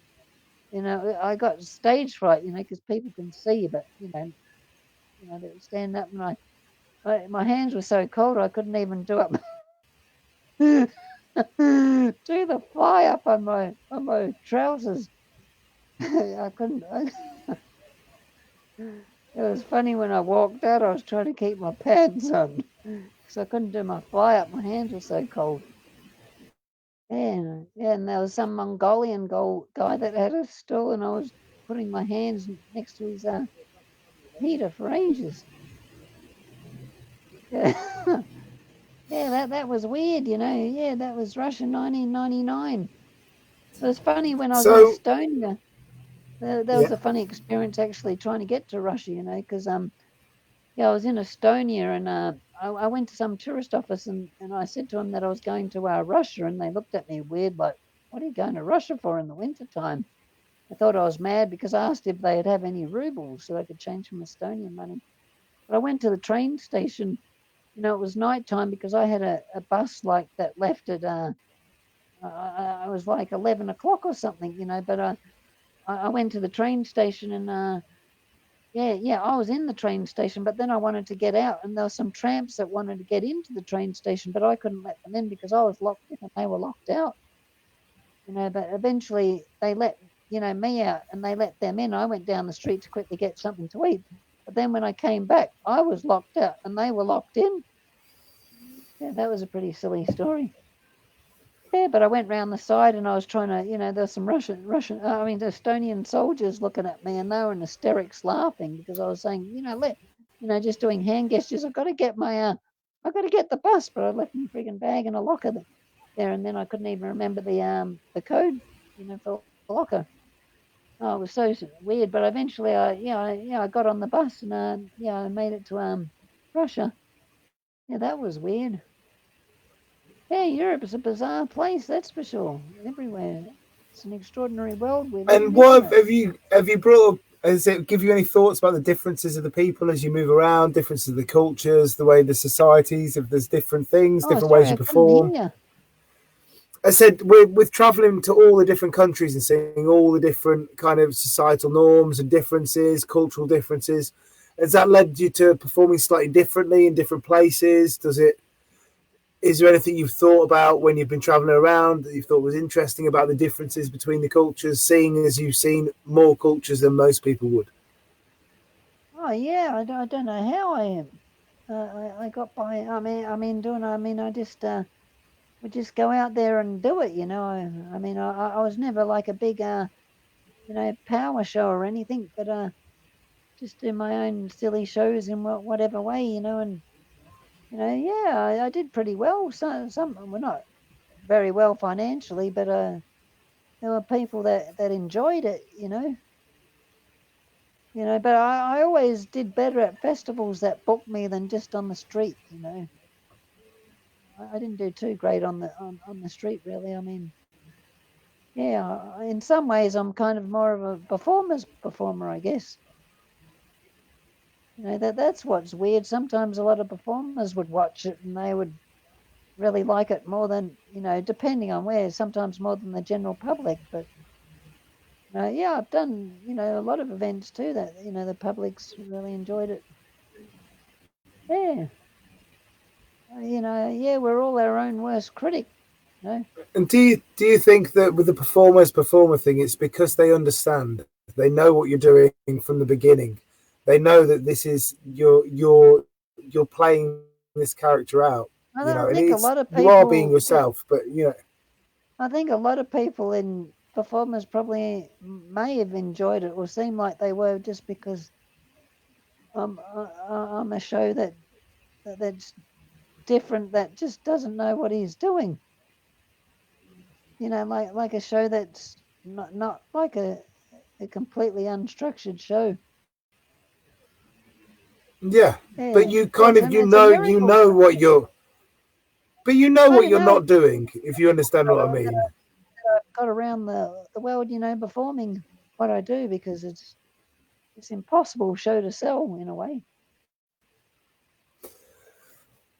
Yeah, well, I can sell it to other people. I know, I can sell you and the show you do to other people, but that's other people who are performers. I suppose if people aren't performers, it's difficult then because I don't know. It's a great show. I I don't know. yeah. Yeah, yeah. Well, it'll be interesting. Yeah, well, that's the funny thing about entertainment. How far can you take entertainment, or how far can entertainment take you? That's the weird thing. Sometimes you just don't know. I mean, where it could end up. I mean, you can surprise yourself and think, "Wow, how did that happen?" Yeah. So sometimes I think, oh crikey, I'm yeah, I'm not really I don't really have it together. But do you think that to do the work you do, you couldn't have it together? You couldn't pretend to be you. You know, you I don't couldn't. know. You I'm couldn't not doing have. it as much anymore. I used to have a bit more. Yeah, I'm losing my confidence. Well, I Yeah, suppose if you don't do it for a while, it does happen if you take time off. It's one of them. But I'm sure if you started doing it again, you'd get back into it quick enough. You've got the yeah. performing talent anyway. It's in you. Or even do some funny TV show. It'd be funny to give it a go. Yeah, definitely, mate. And there will be You space for know. that. I mean, the market has to remodulate for the way people live Well, their even that lives, and thing that's on Fat happening. Pizza would be at the time. I thought it would have been cool to have done more of that because that was so easy. At the time, I Yeah, thought, wow, and it was kind of weird that it was effective, in a different kind of a way. yeah, yeah. I You think know, I think nowadays maybe it's not as easy. Maybe there's because it's a busy marketplace. Even if you go onto the internet, it's not a new place. I'm disappointed that nothing like that happened in America. I mean, it's kind of ridiculous. Yeah, The only time in America that I mean, that fat pizza thing, I got word straight away. Piece of cake, no worries. And I got a lot of good feedback from that. So many people would come up and say, "Wow, that was fucking awesome." And in America, nothing. But I finally got a word, and I thought, "Oh my god, how tacky is getting this word?" I had to say, did somebody order some hamburgers? And I thought, fucking hell, that's the worst line possible to say when that's my introductory line finally in America. Did someone order some hamburgers? And I thought, couldn't have got any worse line. But anyway, yeah, it was kind of ridiculous. All that time in America to get that line, I thought, oh my God. No, I would have preferred, what's his name, Matt Groening to put me, use my voice for, voiceover. For something. So many people keep telling me that yes. I Well, should this. do voiceover. But yeah, I was Yeah, I just can going to say believe that, one man. thing, and then I forgot. But oh, now I forgot. Sorry. Oh yeah. That's right. That was for a TV commercial, but it didn't pay bugger all. It was just for an extra. You know, like I only got paid $100. But yeah, I dressed up in my clown outfit. Got dressed in my van. I put the makeup on, and oh no, sorry, I got dressed there. That's right. Yeah, sorry. Yeah, that time I got dressed there, but I put my makeup on and stuff in this back room, and then I took a selfie of me in my clown outfit. And just after that selfie, I went. They called me to set, and uh, and then the director of the film, he said, "Oh, well, you look awesome. Can you just go into the other room so our production photographer can take a photo of you?" And I said, "Yeah, sure." And I went in the next room, like this living room in an old vintage house, and I had these big clown shoes on, and the production photographer said, "Can you just take a step back?" And I said, "Sure." And I stood back, and then all of a sudden I lost my balance because I'm wearing these silly big clown shoes, and I was wobbling with my arms going around, and I fell backwards, but I turned, I put my hand, I thought it was going to lean against the wall, but it hit this massive big TV plasma screen. And all of a sudden I felt this thing go fucking whack on the back of my head. And I didn't even know what it was, but because I didn't see what it was, but something fell off the mantelpiece, and I was like Atlas, I was struggling to, and all of a sudden it felt lopsided and it hit the ground, and the corner smashed off the plasma screen. I thought, oh my god! And then the guy, the production photographer, he wasn't wearing any shoes. He had thongs on, and he was jumping around. I thought, fuck, the TV's hit him on the foot. I said, "You all right?" He goes, "Yeah, I'm all right." But yeah, and there was this big crack, sort of dent in the screen on the TV, like a cracked spider web that from hitting the back of my head. And I thought, oh my god, the TV nearly knocked the clown out. Gee, they really hired a clown, all right. And Yeah. I said, oh my god, is that insured? And he goes, I don't think so. And I said, how much would it cost? He said, $2,500. Oh my God. I felt really bad. I only got paid $100. But then Yeah, but then the next day he texted me and he said, "You did a great job. It was fantastic." yeah,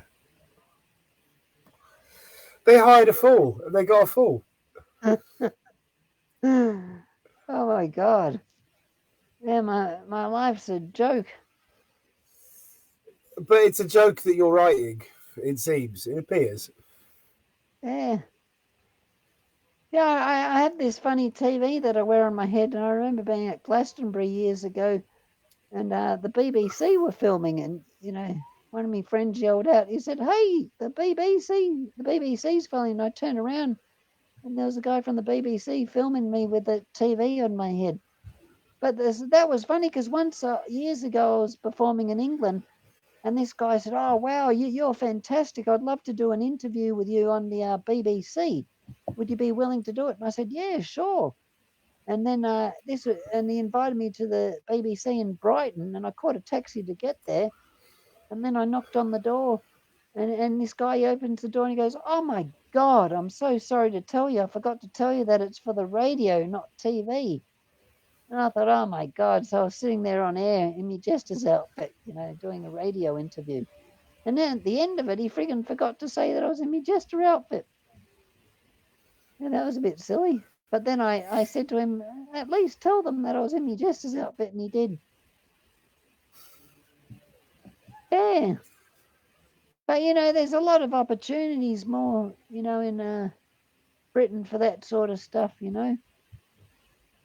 I was living in London like I was in LA, you know, with a vehicle, I would have got loads more work, if it was all green lights go.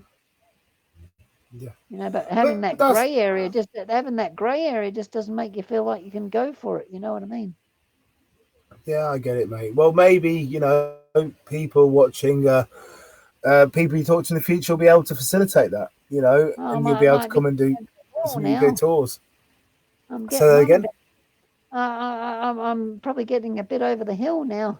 It'll take more than NASA. Well, It will take more than NASA to propel me into stardom. I'll have to go further than infinity to earn my wings.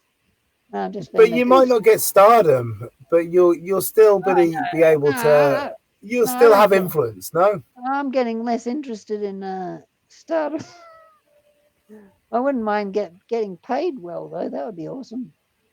Yeah, yeah, I can understand that. But you've had influence over people. That's valuable, surely.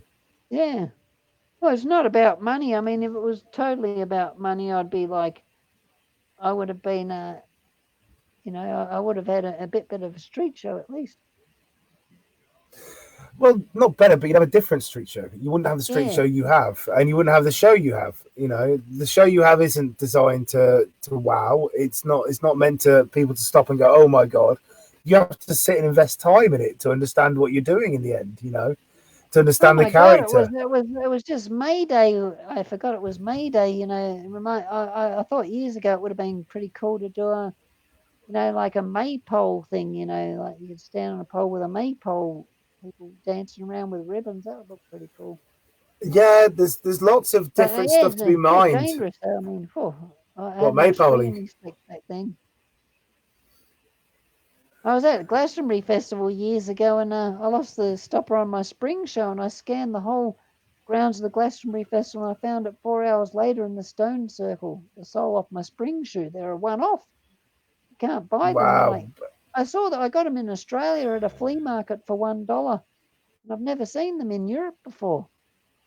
I think it must have been a retro 70s Australian thing. What, the bottom for the spring shoes? So did you No, make the no, spring shoes the yourself? spring shoes, all of the spring shoes.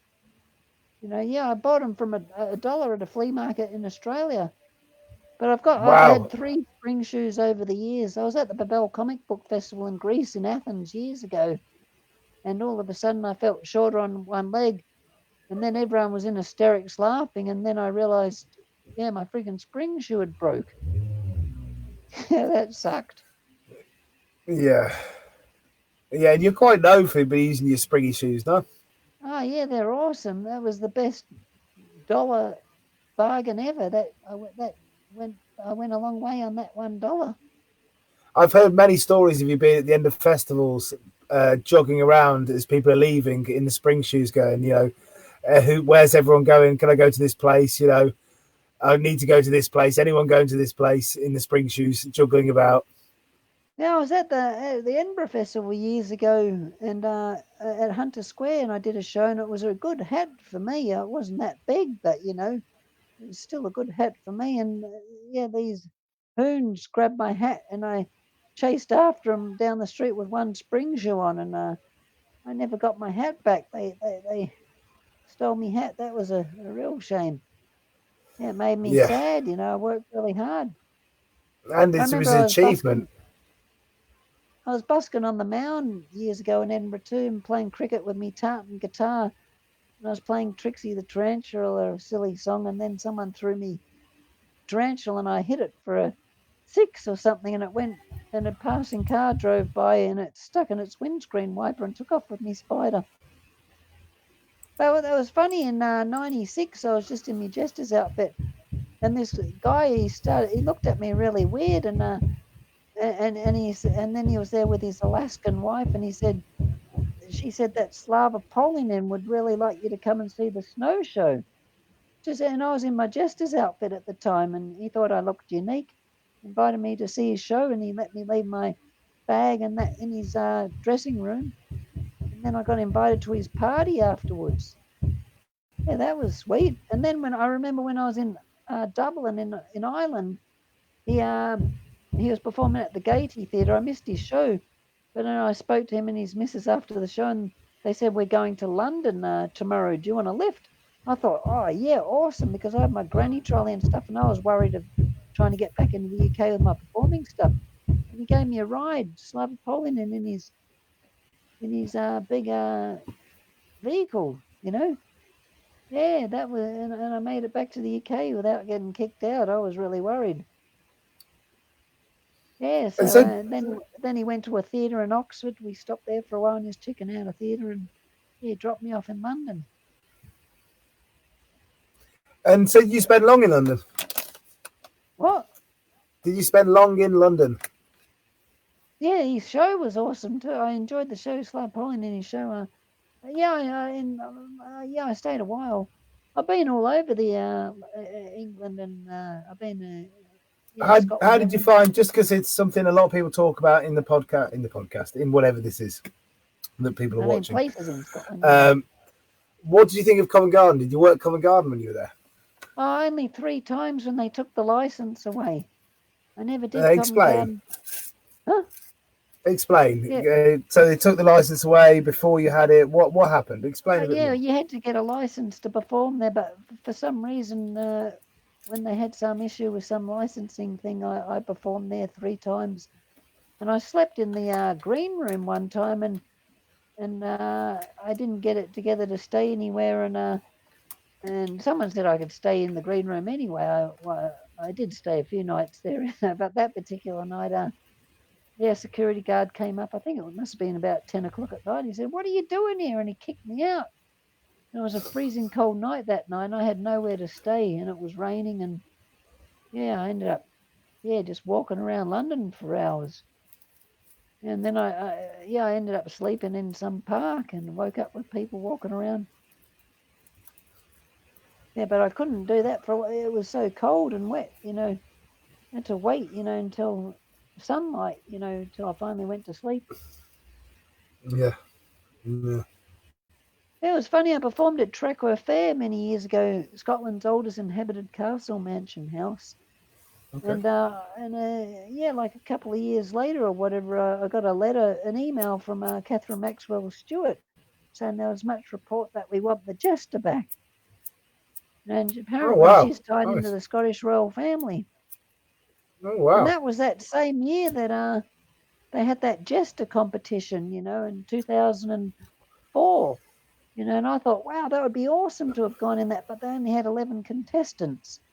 And it was the first time in 350 years or whatever, that they'd had an official jester or something. And it must have been disappointing to not be in that.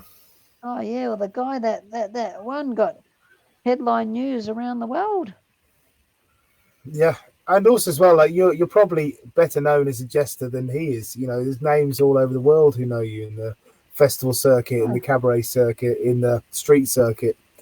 Your name is, you know, it's synonymous with jester, with the classic fool. You know. oh no, it's kind of a bit surreal that being kicked out of England twice, and I never would have imagined that Winston Churchill's granddaughter would have a cat named after me because Charlie Dancy has written books on juggling. Haggis' juggling partner gave Haggis and Bella a cat and named it Rumple. And it lived 19 human years. So I mean, you can't write that. Yeah, Well, that's kind no, of you surreal know. when I think about it. Because I was on a hat trick. Third strike and I'm out. They'll probably never let me back in. It's kind of But you're in. ironic, You really. why? I mean, it's just ironic because Australia is part of the Commonwealth, but it kind of means jackfruit chip in some ways. I don't know. It's you Yeah. think they'd have a better reciprocal agreement, well, the Union Jack's on the Australian flag. Well, they couldn't do before because they were part of the EU. So maybe they will do after. Who fucking knows what's going to happen after Yeah, I this? mean, oh, the I world's don't bizarre. see Geez, anything. I don't know. I don't see anything.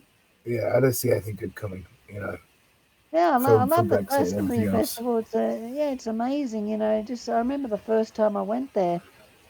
I did actually go in '95, and I just thought, oh my God, this is what I call a festival. It's just astronomically huge. It was so many circus tents. I'd never seen anything like it. It was just amazing. I actually got in. I jumped the fence. Yeah. Oh no, that's right. Sorry, I tried to. Yeah, I tried to jump the fence. No, that's right. I tried, but I couldn't. But I went round and So yeah, I had my let's hear the story then. The story of you trying no, to jump no, the I fence. tried Do you it, remember but it? someone had a roll up ladder, but I got yeah, I didn't. I thought it looked a bit too dodgy. That's right. No, I mean, but then yeah, I managed. I got in. I had my unicycle, and I went in with someone. I just miraculously got in. And it was pretty surreal. Just wow. It's like otherworldly when you've never been there first time, and you're just starting out your first time over in Europe. But it was a lot. It was pretty wacky back those days. It was, that was before they built that £1 million fence all around the site. So tell us about what There it was a was lot like of then. traveller kind of really bizarre motorhomes and all sorts. Strange looking vehicles. Yeah, you don't see as many like that nowadays. Was Yeah. that like a was that a different scene? There was lots of people living in vans then. Yeah. I thought they were huge. Some of them, like you don't see vans that size in Australia. Not that style. Old Bedford trucks and Dodgers and And so yeah. how was it organised then? If there was just people driving up in their vehicles? Well, I mean, yeah. I mean, yeah. It was just a huge. People would be camping out, and yeah, yeah. I wasn't even booked that year. I didn't even know that many. But yeah, I knew a few people when I got there. I mean, yeah. But yeah, it was pretty amazing. Another And so year what I was sort of at, stuff was going on? What was it like there when you were there the first time? The sort of stuff you happened, was there lots of people? Like I've never experienced an open festival of that like. what? Haven't you been to Glastonbury? I've been to Glastonbury, but with the fences up, it's not the same thing.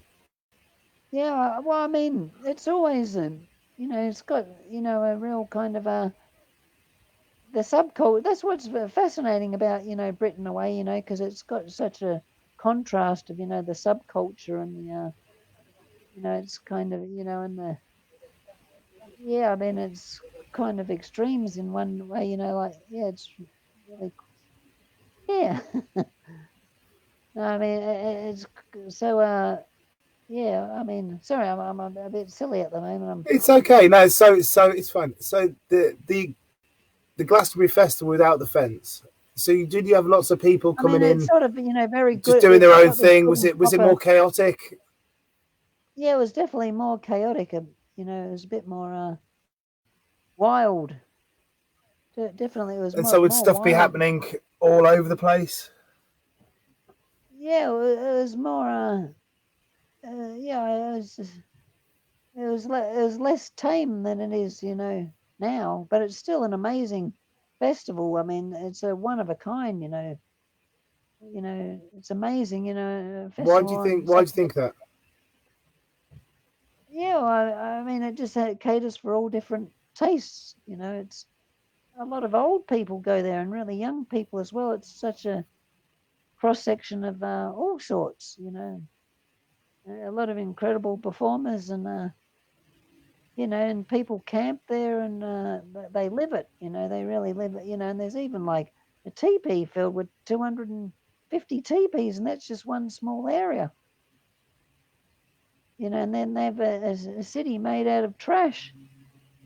And there's the big pyramid stage. There's the circus area, and there's cabaret tent and circus tent, and at the first time just arriving now, out of the blue, because they kept my passport, so I got temporary allowance for a week because the airline that I was booked on, Philippine Airlines, was fully booked, so they couldn't send me back on the first flight. I mean, I was there for a week, so I got in the Glastonbury Festival for free. And I remember performing there at in the Avalon field and around some campfire, and there was this big plump guy with a mohawk, and and I saw this hearse roll up, and then these crusty beer crew looking guys came out, and bomber jackets and GP boots or whatever, and then this guy put his fist in the air and going, right, we're coming a gate crash, and there was quite a few of them that piled out, and I thought, gee, this is freaky, what's going to happen, and I'd been performing and people were laughing and I was making people laugh, and then they came up towards me and they go, so well, Mr. Jester, just give me a bit of a hard time. This big guy called Ivan that had a mohawk, he was quite plump, goes, look, don't, in a really camp voice. And he said, are you Mr. Jester's guardian angel, are you? And Ivan goes, look, don't, and then put his hands together and went boom shenka, and it diffused the energy. I thought they were going to have us. It was really freaky. It was quite scary, but I thought, wow, that's a strange theatrical contrast. My first, big festival like that in Europe, or Britain. That was an unusual moment. That was. Yeah. So you And see some pretty wild things going on. is that not indicative in terms of like all the different things at Glastonbury? Not I the way it was before. I couldn't believe it. I remember when I was there, just like there was a policeman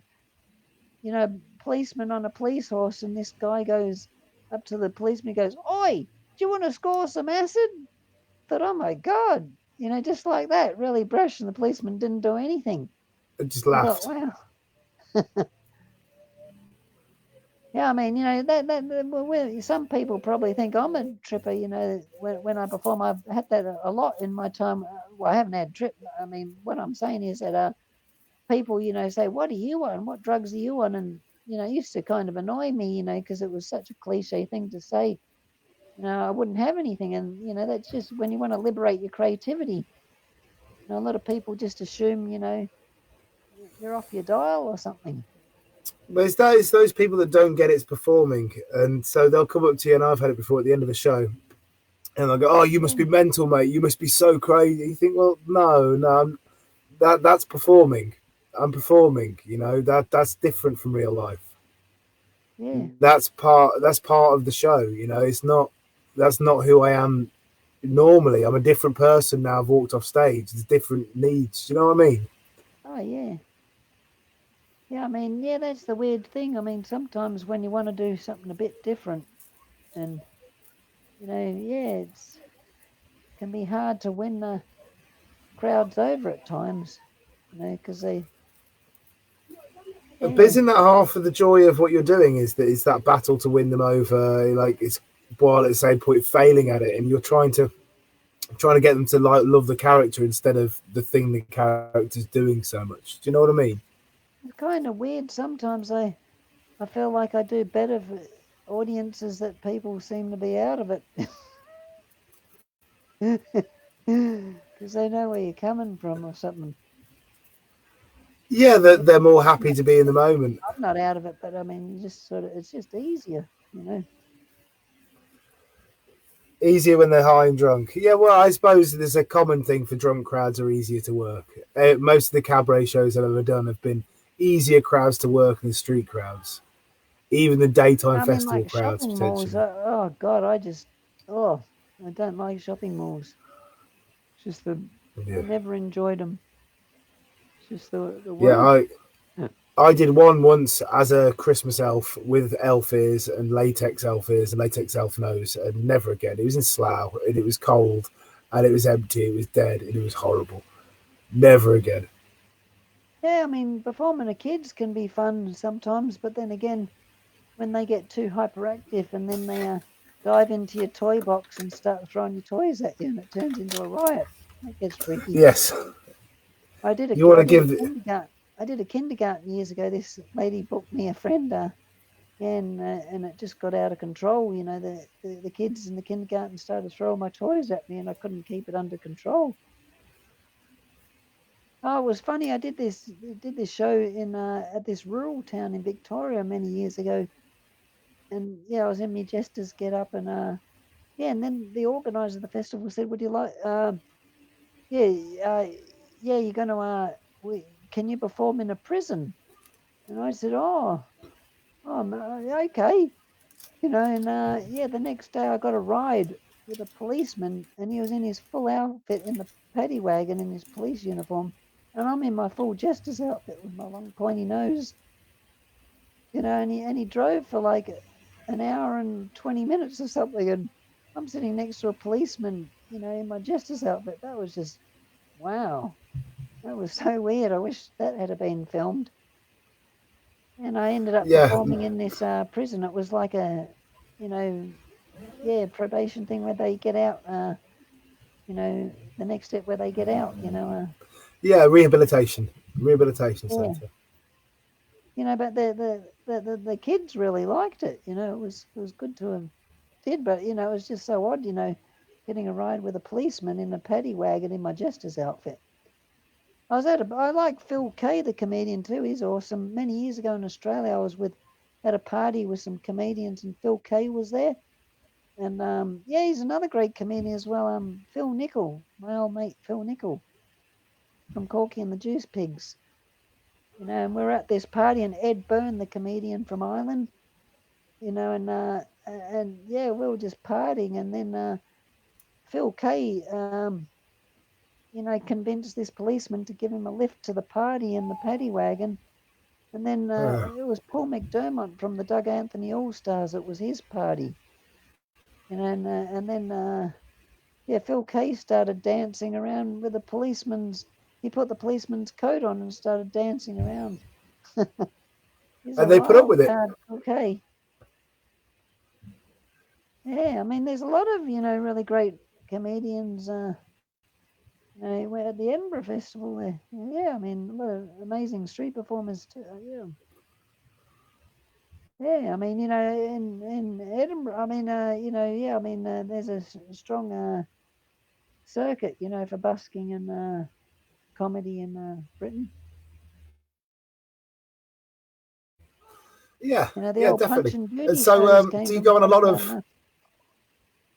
Well, a lot of, from what it seems, a lot of the modern street performance culture comes in Australia, at least, comes from Britain, Oh, yeah, there's like a the lot of good Expo performers '88 there. and stuff like that. Yeah, I wanted to go to that expo. I nearly made it, but I missed it. I heard about it too late, but I was actually on my way there And were you hitchhiking. performing then?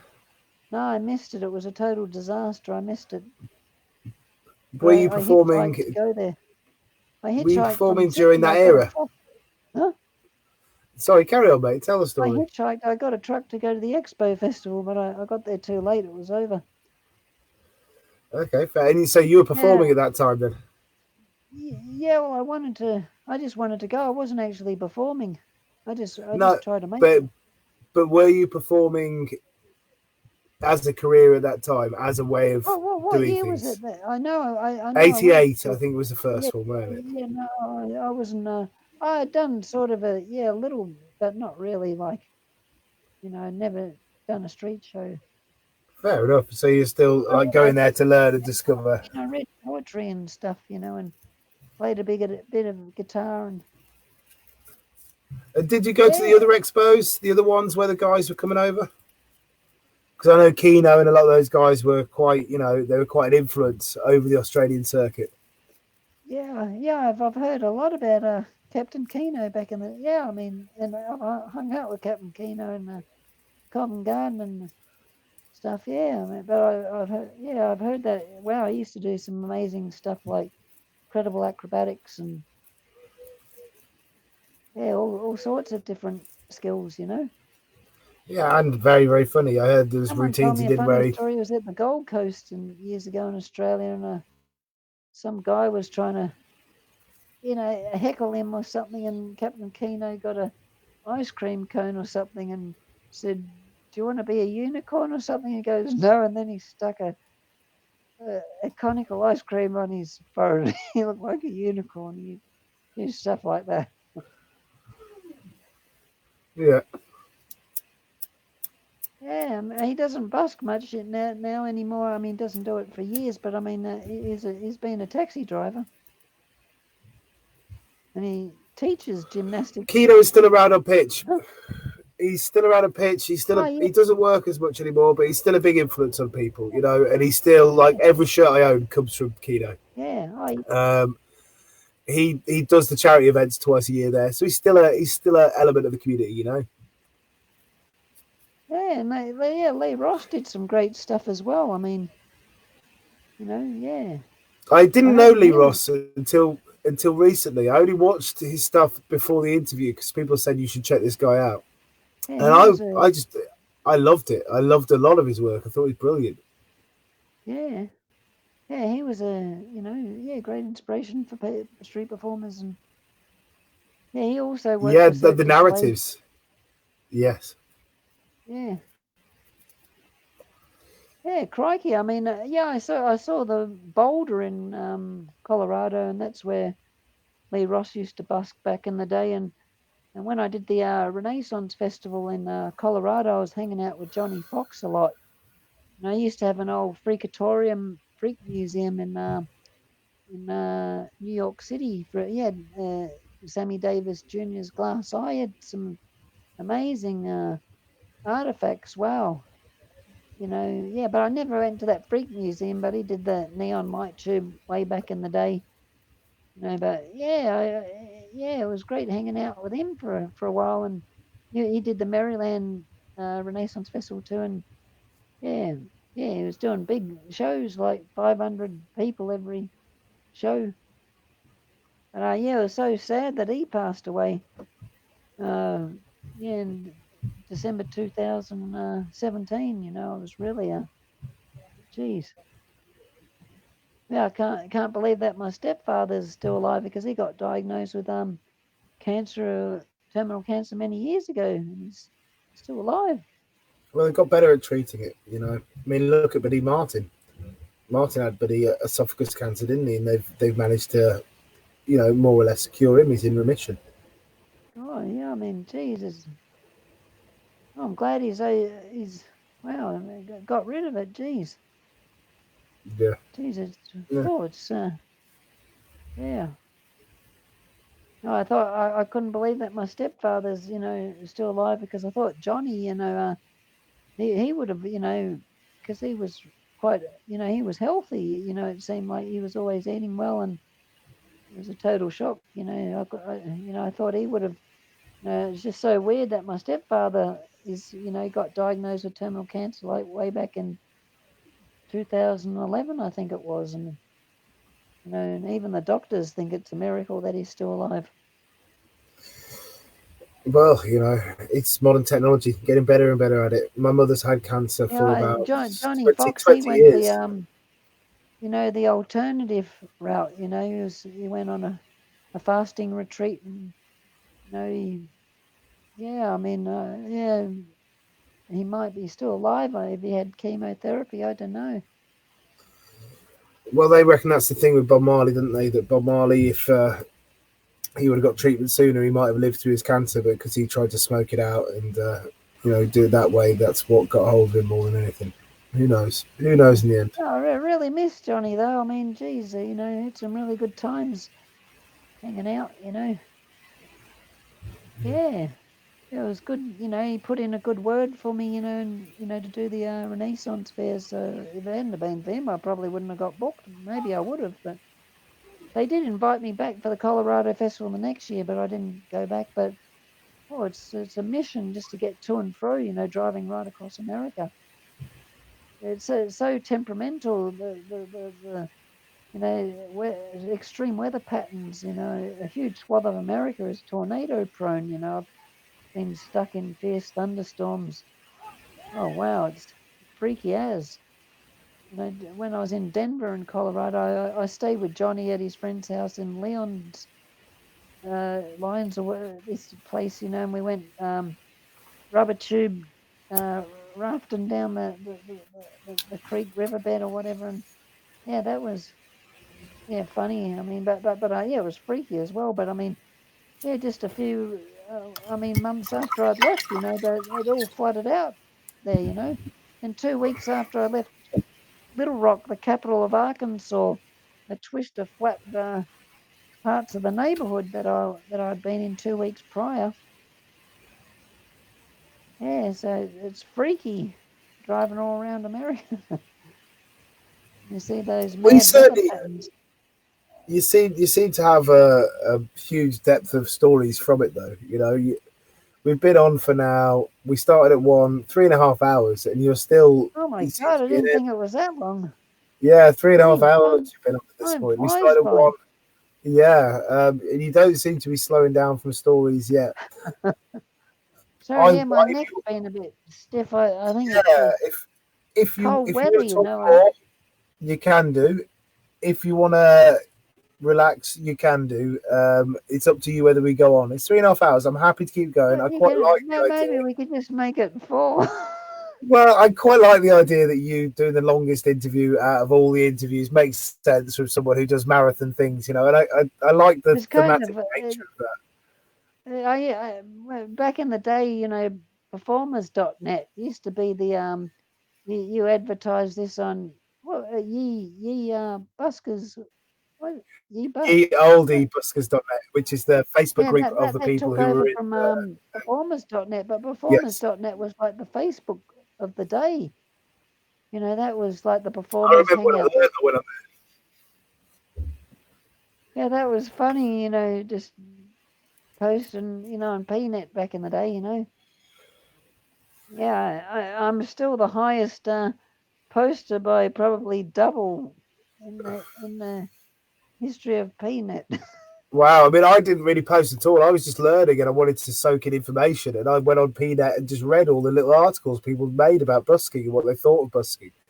And it was a really beneficial learning experience. It was funny when I went to Hawaii in 2012. I went to the Hawaiian juggling convention, and it just happened out of the blue because I just posted on Facebook, that it would be cool to go to the Hawaiian one. I've never done that before. And my friend Dina Fruman, just out of the blue, she said, "Oh, it's on in a couple of weeks. You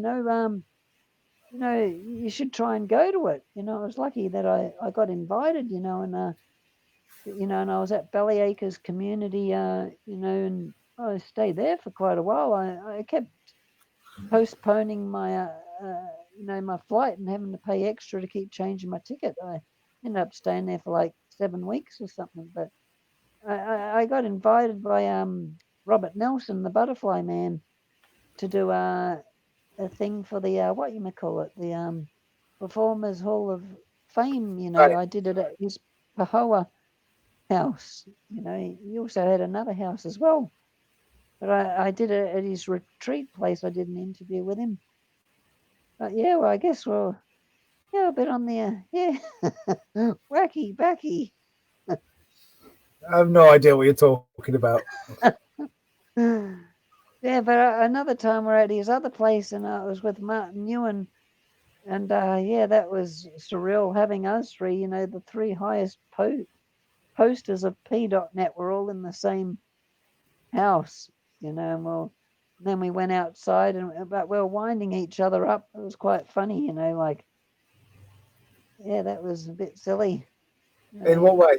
Explain well, what was you going on. know, the butterfly man would wind up Martin, and then I'd wind Martin up, and he'd wind me up, and then I'd wind. We're just winding each other up, and then And then were you going on Peanut as a way of like no, we weren't putting going it? on payment then, but just you know, and then Butterfly Man was winding up Martin, and they were really getting stuck into each other, winding each other up. Yeah, that was funny. Yeah, I'm glad that I got to meet, you know, Robert Nelson. Yeah, it was really sad that he passed away, you know, because yeah, you know, we'd heard about each other for a long time, you know, through PNet, you know, it was yeah, surreal finally meeting, you know, and hung out a bit, you know, and yeah, it was great, you know, yeah, it was a great time, you know, being there. There were a lot of quite a few performers, you know, they had their own place, you know, at the Belly Acres. No, it was like a retreat holiday place where people come together, and there was a circus space there, you Yeah. know, as well. You Was know, that an in open Hawaii? air circus space, Hiccup Circus. Yeah, a guy called Graham Ellis. He was the one, you know, he's been there for, you know, started up the Hiccup Circus, and yeah, it was a great space, you know, and they had. It was, I stayed in a jungalow. It was like this, you know, like kind of, you know, like sheltered bungalow, open bungalow with mosquito nets. But, you know, I'd hear all these weird noises at night, these frogs, you know, and they sounded like aliens. They had the weirdest croak, these coqui frogs, so extraordinary. They would echo, and they would all echo off each other at night time. They sounded amazing, but they weren't native to Hawaii. I think they originally came from Thailand or somewhere, but the sounds they make were like crikey, croaky. I mean, croaky frogs. No, no, coqui or something. Yeah. I Cookie, finally saw yeah. one eventually. It was funny to see one, but you never see So the it buggers, but seems you like hear this them. was quite a peaceful place to be. Yeah, yeah, it was lovely, very tranquil. You know, it's an arborist paradise away. There's so many amazing varieties of tree. Oh, it was definitely a sanctuary retreat after being in LA. You know, the rustle and bustle. You know, the LA's like, wow, it's you know, yeah, polluted, massive city. Yeah, I lived in my van for 5.5 years there. And how did you find Van I living even in lived in America? my Beetle sometimes. My little Beetle, I stayed in that many nights as well. Yeah. And how did you Yeah, my find Van friend living? that taught me how to drive the Beetle, my friend that taught me how to drive that Beetle, that '68 Beetle, his father toured Jimi Hendrix around. A guy called Pat O'Day, who's like the godfather of Seattle rock radio. Wow. And yeah, he introduced the Beatles on stage in 1964 in Seattle. And he was a close friend of Jimi Hendrix. Like my friend Gary O'Day, his brother Jerry, made yeah. Well, there's a sculpture at the school that Jimi Hendrix used to go to, and he's shaking hands with Pat O'Day. Okay. And Wow. his son taught me how to drive my Beetle stick shift. And back in the day, Jimi Hendrix, he would play at the Spanish Castle. I think that was a venue, you know, before he got really well known. And Pat O'Day was the host of the Spanish Castle, and probably inspired the Spanish Castle magic song or whatever, you know. Wow. Yeah, and it was weird because I went to Seattle and they had the 40th anniversary of Jimi Hendrix Memorial Festival. And oh no, that's weird because I met him another time. That's right, a week after I bought my Beetle, I went to San Francisco and they had the 40th anniversary of the Woodstock Festival there. And I was trying to find the festival, and I was in my jester's outfit, and I was walking around. I didn't know where it was, so and I got in a taxi, and I was driving around everywhere. And then I saw some Hare Krishnas, and I yelled out the window. I said, "Where's the festival?" And they said, "Get out, follow us." Where are you? Hello? Are you still there?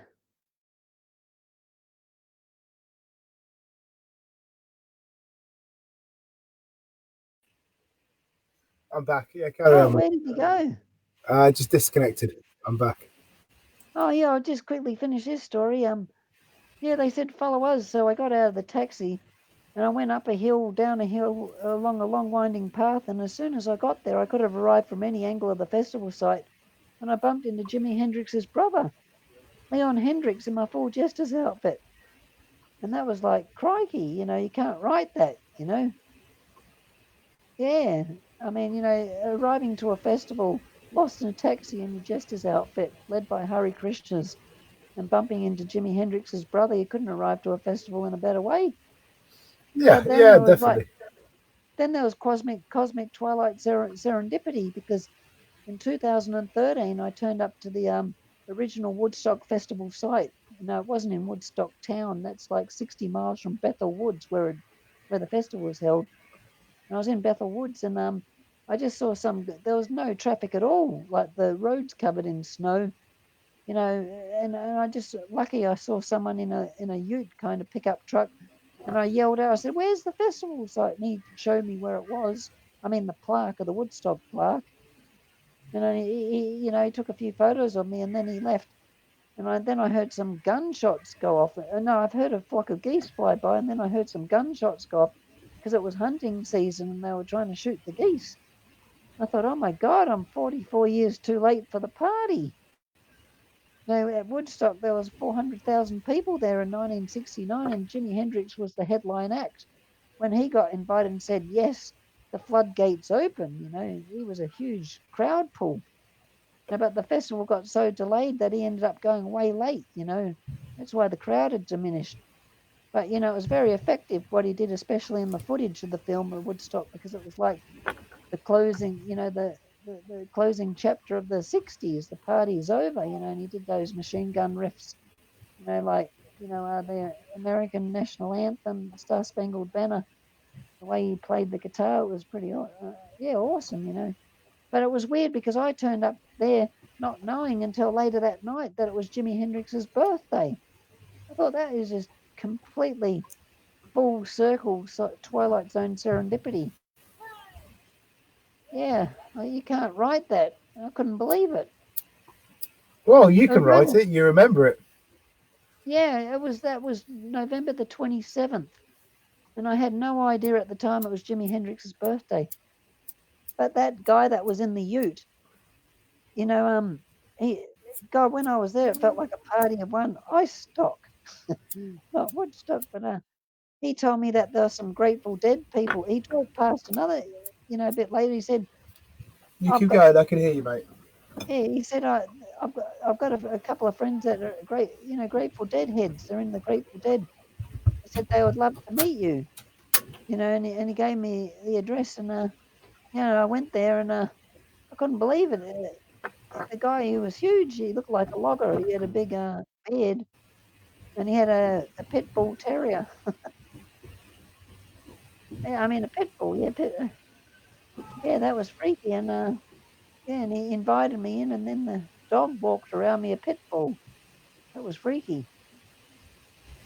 But yeah, he had a bit of pot, and just to be sociable, I had a few puffs, and whew, and he told me it was Jimi Hendrix's birthday. True story. Where are you?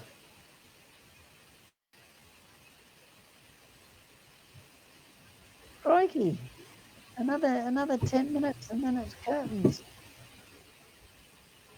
I think you're going to the toilet. Yeah.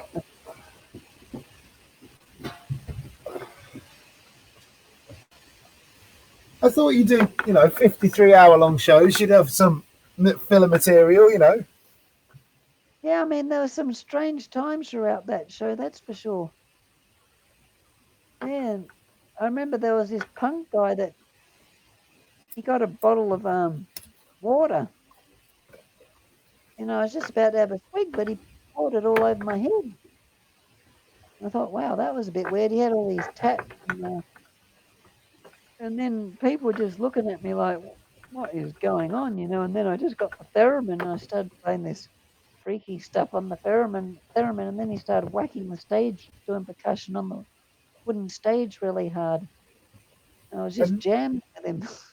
wow, that's great. And it wasn't like you knew each other or anything. This just naturally happened.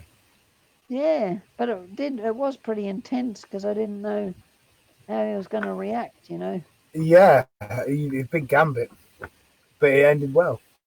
When I did the 48-hour show the year before in Munich in Germany, that was outside, they had the Olympic Games there, I felt like Iron Man. Where's my Iron Man? But yeah, that was weird. Yeah, a year before I did a 48-hour show in Munich in Germany. And So yeah, do you have any problem with repetition in your shows? Do you worry about repetition? oh well, it's a bit ridiculous because I have so many props that it's completely bonkers how many props I have, so I'm always just doing whatever. I mean, anything goes. Because Yeah. I watched you do a show in Boomtown Fair where you repeated a gag 3 times till the point where it became funny the fact that you were doing the gag again. So only it was a smaller group of the crowd who were laughing, but the fact that you repeated the gag 3 times, it increased the comedy of it. It made it funnier every time you repeated it because it was kind of an exhaustion. It's like, oh, wow, is that the end of that? So we might have lost him. Let's have a look. Hopefully not. If that was the end, thanks everyone. I'm going to keep checking. Hopefully it's not. So I watched the show and I'll explain it a little bit more to you. Sorry that I'm not looking into camera. I just want to check what's going on. So when I saw the show, I gathered around. I hadn't seen him work before and I'd heard about him. And we gathered like a little... Oh.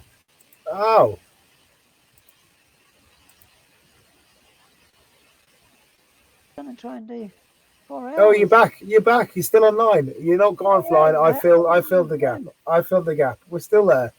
At this moment, we are on 3 hours and 42 minutes. So it's 18 minutes to the 4-hour mark. Minutes, then. Yes. Yeah. Oh, sorry. So I was just saying. I should have said the Beatles thing better. I don't know. I was feeling clogged or something. I just didn't. Yeah. You said it fine, but you explained yourself well. I should have. I don't know. I can't believe how vague I was. I just talked about myself. Well, you can talk more. You can talk more about it now if you like. If you've got stuff you want to get off your chest, you're welcome to. I'm just being silly. Yeah, I mean. Fair enough. Yeah. Well, I was just talking about before you reconnected. I was talking about the show I watched you do in Boomtown. The show I saw you do in Boomtown. And doing the Iron Man is what you did. You did Iron Man 3 times in a row to the point where it became almost ridiculous. It was absurd to keep doing it again. You stopped the show, came, had a beer and a cigarette with everyone, and then went back on stage and did the same thing again.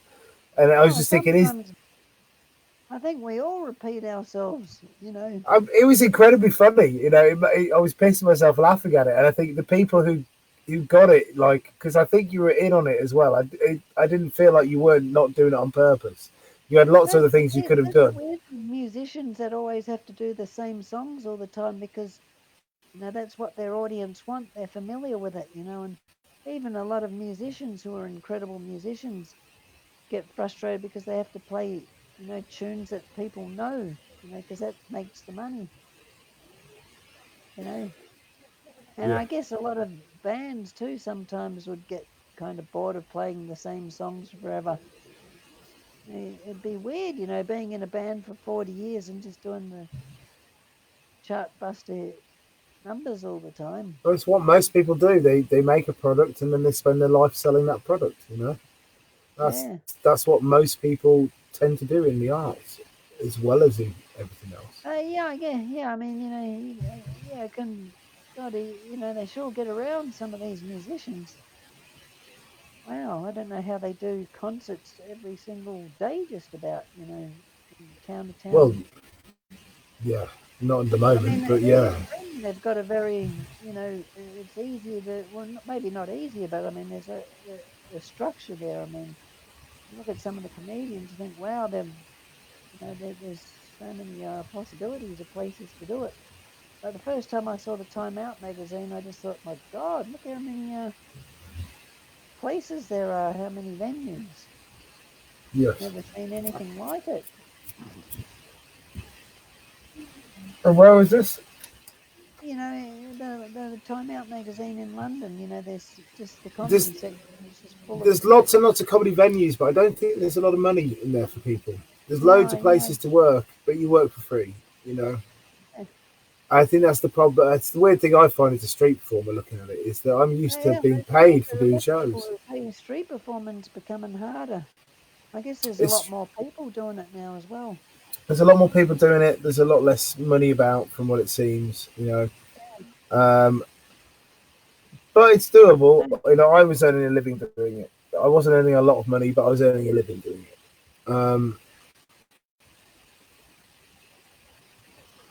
What it'll be like in the future is more interesting. It's geez, going to now be they something to have see in the UK. the tap pay thing or whatever. Yeah, well, that's maybe where things will have to go. If people get rid of currency, and we might get rid of currency after this, it's on the cards. It's not guaranteed, but it's on the cards. What the fuck do you do then? Yeah, You have to get people to tap. And it's might work, it might not. I don't know if the public will take to it. It's a different kind of feel of a thing.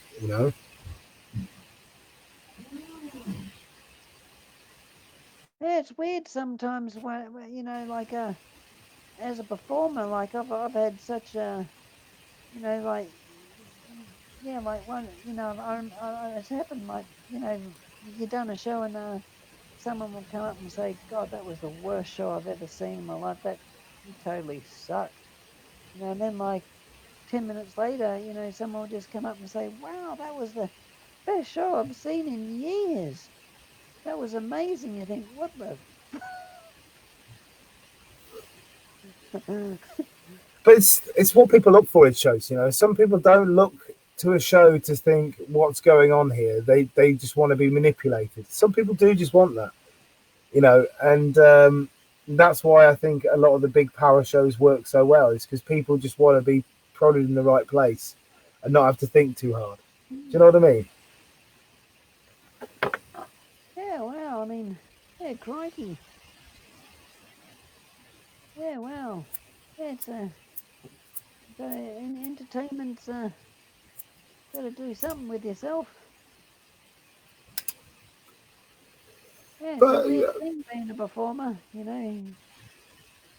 a lot of Yeah, performers don't. A lot of performers do just do it like a craft, like it's a mechanical thing. They've got nothing really to say. They're just a vessel towards entertainment. I do think there's a lot of people that see it as that. yeah, yeah. I mean, Europe's got a lot. You know, it's good for street theatre. There's so much going on in Europe, especially. It's the best place in the world in a way for street theatre because there's so many opportunities to do it. And I suppose this thing, like I talked to someone earlier and talking about Buddy France and France being publicly funded, so you get all these, different pieces of art that aren't made to just be pieces to make money. They're not just a product. Yeah, I mean, yeah, America's that's harder. So in Yeah. America, if you're into festivals, you can get the street festivals, you can get the Renaissance fairs. Can you do street there easily? Oh, I never do the street in America. I never really did it. Did you ever try it at all? I did go to Venice Beach a few times, but I never really tried to do like a show. I don't know. Yeah, I don't know. I just sort of didn't really. Yeah, I mean, I juggled a bit and stuff. I didn't even try to do the amplifier. I just Yeah, and build and make money and do it yeah, commercially, like yeah, in a I sort felt of kind of yeah. a bit weird. I don't know. I just wasn't in my element at all. Yeah. Yeah, the freak show was there. It was, I saw that one time. It was great to see that. Was that in what's it called? Oh, what's the name of the place? Oh, Yeah, the freak show, and get a speech the Oh, what's the name for it now? It just, oh, I know the name. God, I'm so yeah, sorry. yeah. Oh, I think I know the name in Oh, Venice Freak Show. oh. I know somebody who worked at it as well, but he one of my buddies from years ago. What the fuck is the name? Yeah, Ah, that's fucking annoying. That yeah, put in the comments if you can Johnny think about what it Fox, is. the guy that ran it. You know, yeah, I mean, yeah, Johnny Fox was in the, he's, yeah, on the, Yeah, yeah, he had an incredible, freak museum, some great, artifacts. I mean, where I saw when they had an auction of all his stuff, after he'd passed away, I thought, oh my God, it was no, amazing. All that, like a little, Tom Thumbs, clothes or something, all sorts. cool. So we're Yeah, I met almost there. Sammy Davis Jr.'s assistant. You know, yeah, yeah, yeah, she was really sweet. Yeah, it's a weird world, isn't it? He's Junior's assistant. Say that Oh, what again. was his name? Buzz Aldrin. He came backstage one night. But yeah, the Ukrainian strongman on the show got pissed off because I photobombed his photo. That's I funny. didn't have my camera with. I didn't have my camera with me, but I got in the photo with him and Buzz Did Aldrin. you get a copy of But he the didn't photo? let. No, he never gave me one. He didn't let me off lightly either because we're at this 1 year anniversary of the Beatles show, and we're at a party, and people were hanging around a swimming pool, and he just picked me up from nowhere, and he just picked me up, and I had all my clothes on. He just chucked me in the swimming pool with all my clothes on. Oh, it was such a drag because I got out and I had a notebook, and all the pages in my notebook got stuck together. Yeah, well, it wasn't fun. I ended up walking through the casino soaking wet. I thought I was going to get electrocuted from the electric static. Sometimes when you just walk along, and the electric static from the carpet, you just touch like a slot machine, the spark comes off your finger. I was lucky I didn't get electrocuted. But it was weird. I went to a book launch in LA, and Buzz Aldrin was there, and I was getting closer, and then yeah, the security was getting cagey. It looked like they weren't gonna let me get a photo with him. And I just asked some guy behind, "Can you quickly take a photo?" And I just said, "Oh, crikey, g'day, Buzz. How are you?" And I said, "I met you in Las Vegas. Remember backstage?" He goes, "Hello, crazy man." And then yeah, I got a photo with him. I gave him one of my Fool's Gold books just for fun, and he's holding my Fool's Gold book, and I didn't know until. I mean, then afterwards, when I saw the photo, I really got the giggles because the man that went to moon, he's holding my Fool's Gold book, Buzz Aldrin, and I'm throwing a peace sign. True story. God, that made me laugh, and it was funny because when I went to the Beatles festival, Klaus Bowman, he used to go out with Astrid Kirch, this photographer, and she had an exhibition on. And I actually had lunch with Klaus Bowman. He was the guy that played the bass guitar for the John Lennon Imagine song.